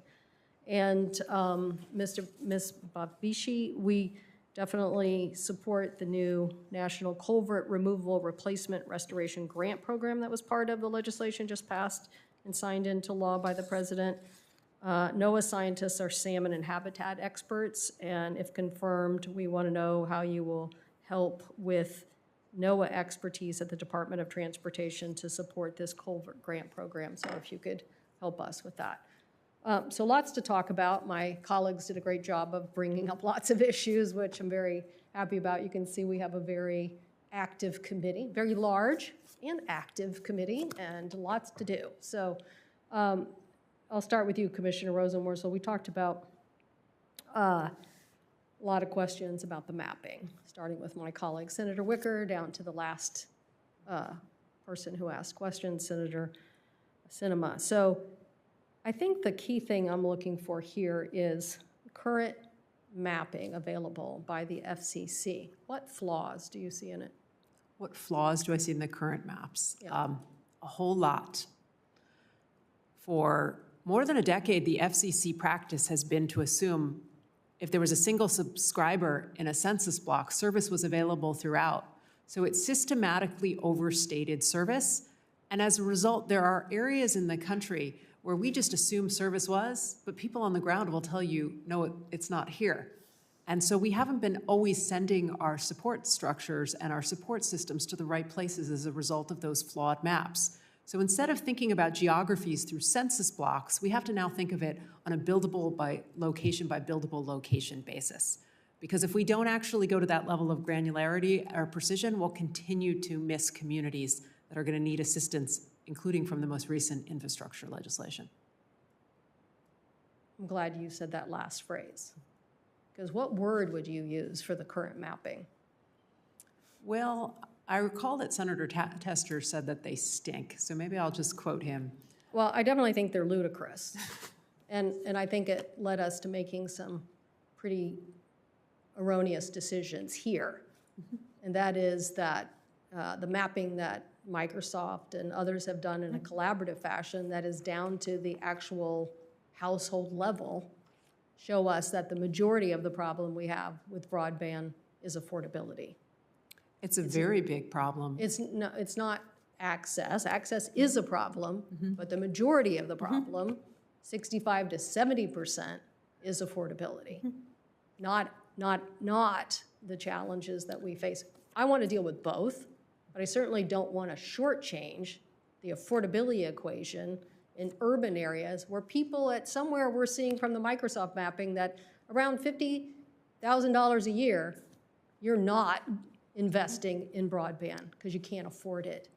So we can keep going on this ludicrous path here and acting like we're solving the broadband problem, or we can actually get down to business and solve the broadband problem. But if we spend $65 billion and in 10 years from now, we still have all these people in this unaffordability category. The reason I mention it and I'm so passionate about it is we also see a nexus here.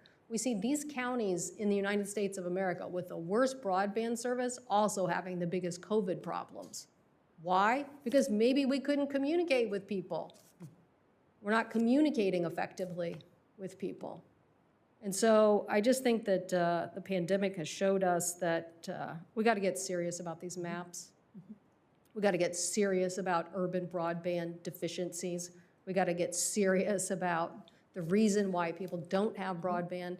And we can't move in some way of spending these dollars until we get serious about this. So I look forward to working with you on that and appreciate your work. I know you've been to my state. I know you care about affordability. I know you care about the rural issues, and we care about that. We care about that too. We have a lot of.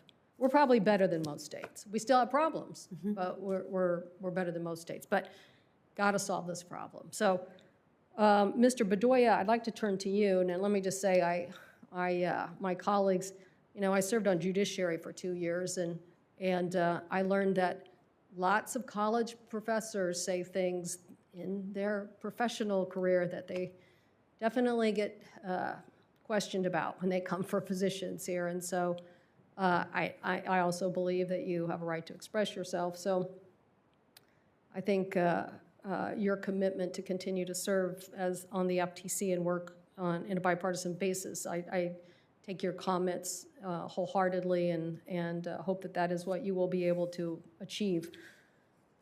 I wanted to, our colleagues brought up this issue of privacy many times in the discussion. And I think the issue for me is that when we think about where we've started, I should start for a second. Let's go to the FTC authority actually on manipulation.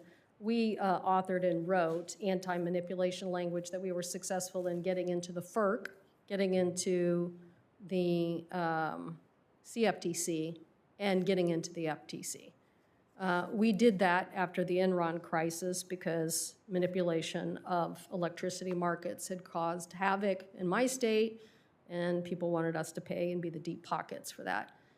And then we saw the same instances because we're an isolated oil market.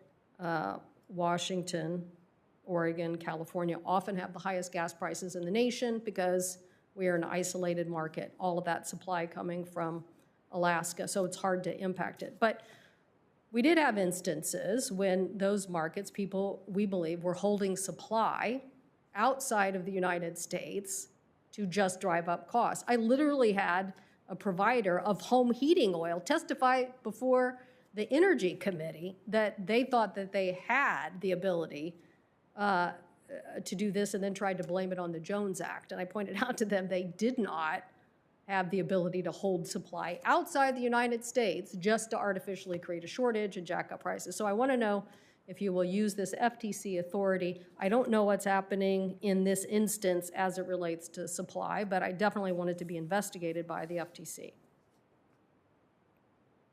Senator, absolutely yes. I know this is a priority for you, and I know that you worked hard to get that authority to the commission and they issued rules, and you're eager for enforcement. And I can absolutely commit to do everything I can, if confirmed, to move that forward. Yes, ma'am. Well, this is why I think you need an aggressive FTC, because for many years people told us that this was not an antitrust issue. We said, well, we don't think they're collaborating. We just think, you know, that that manipulation of supply or moving it outside the country can create artificial shortages.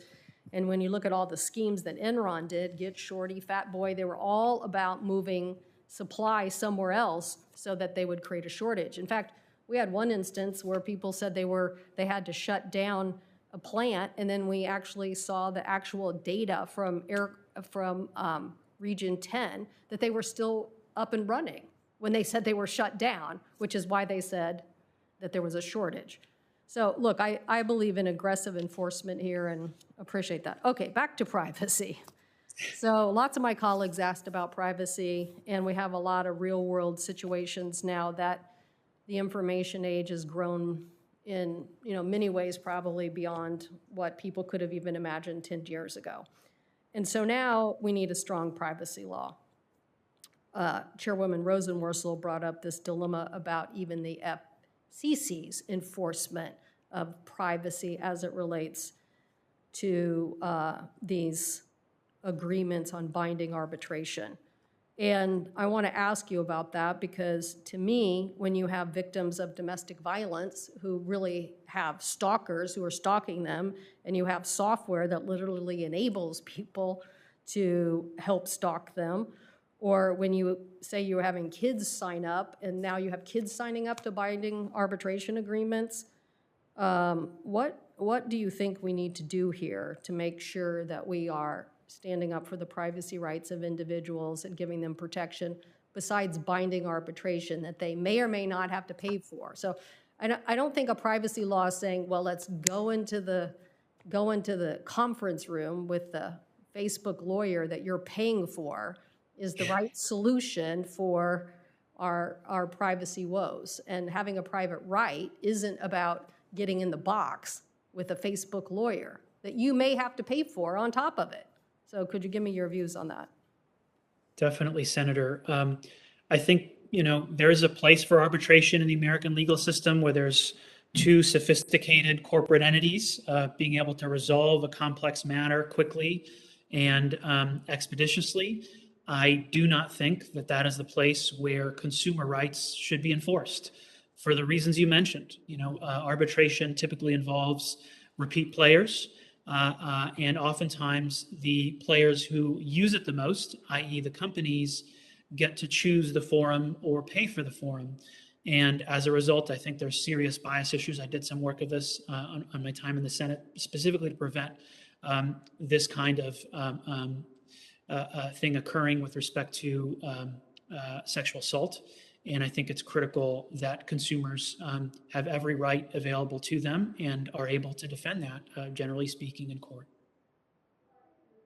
We saw this Ninth Circuit decision based on the driving technology where the court said, yes, like if you're empowering people to monitor how fast they're doing this and driving, yes, it was an incentive in this case for people to, drive even faster. And so to me, this is a question of if you have these technologies that basically are enabling stalking, and then basically they use them for stalking of domestic violence cases, and then you say that's the limitation? You want them to go into a binding arbitration with the company? It hardly feels like a fair day in court for the American consumer, particularly women who are so much the victims of these kinds of stalking attacks. Chair Rosenworcel, do you want to comment on this further, since you brought this case up about the Supreme Court and what you think we need to do here? With respect to the wireless location accuracy issues that you described, I know that the FCC has enforced against wireless carriers on these issues. I just want to say that I agree with the FTC nominee on those things. We need to address them. But with respect to consumers, you can't have two unequal parties sitting in a room trying to resolve something through binding arbitration. I think it puts consumers at an extraordinary disadvantage. That just can't be the best our legal system can produce. Well, my sense is there may be, issues of just, hey, you didn't remove my name from your list in time. There's a lot of, there's too much that goes on. Sometimes when I think about the number of boxes I tick on an app or a device, or as I scroll through some information simply to get a service or to get shipping, you have that brief moment where you recognize you might be giving away a whole lot of rights. And it feels to me that even though I've been trained as a lawyer, I'm not reading it. I don't know how most of us are dealing with this on a day-to-day basis, but this is not a system that feels especially fair. Well, I think it's definitely changed in the risk that is involved. It puts the risk back on the consumer. Yes, but I'm saying it's changed dramatically in the enabling of the technology and what it actually does. Mr. Bedoya, do you see a line here where somewhere, along the harm or along the damage that is done? I mean, I also think of data breaching and the fact that data breach, where your identity and financial wherewithal and lots of things can be ruined. Is there some way you think that we should try to change this? I heard your answer to the question of whether you might consider a rulemaking here. But what do you think? What do you think we should do in trying to address this issue? Thank you for that question, Madam Chair. If we're talking about this issue of stalking apps, I think there's a couple things, both targeted and slightly broader. One is relentless focus, to be honest with you. It is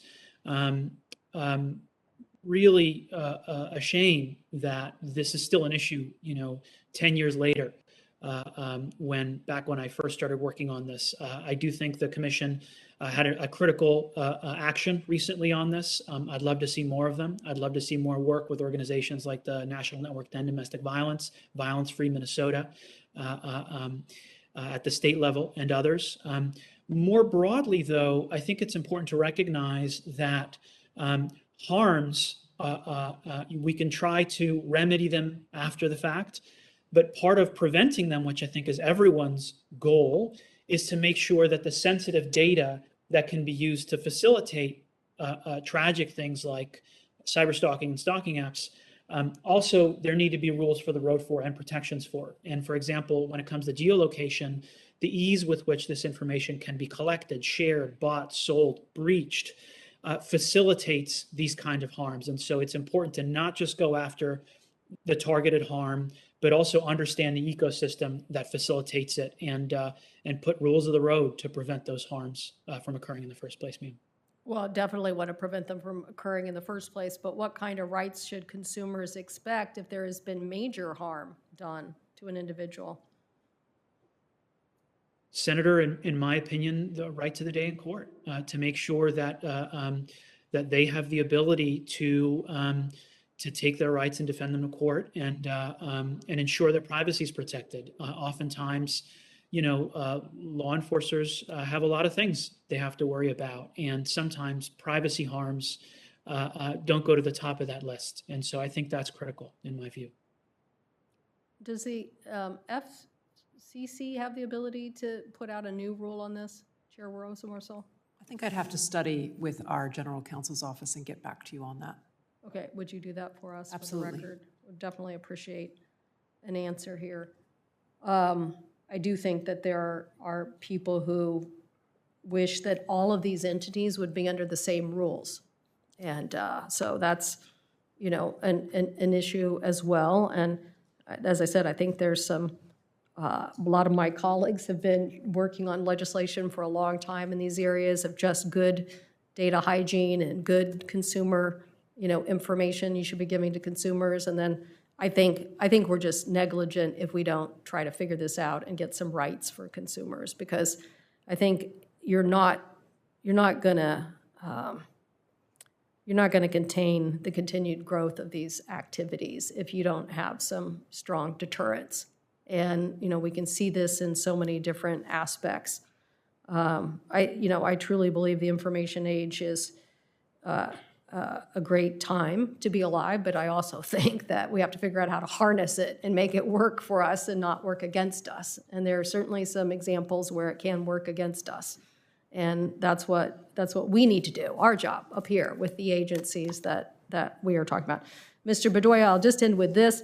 I know you joined us remotely because you had someone in the family, someone in your household who tested positive, and I hope your son is doing well, and just appreciate you participating today in the hearing.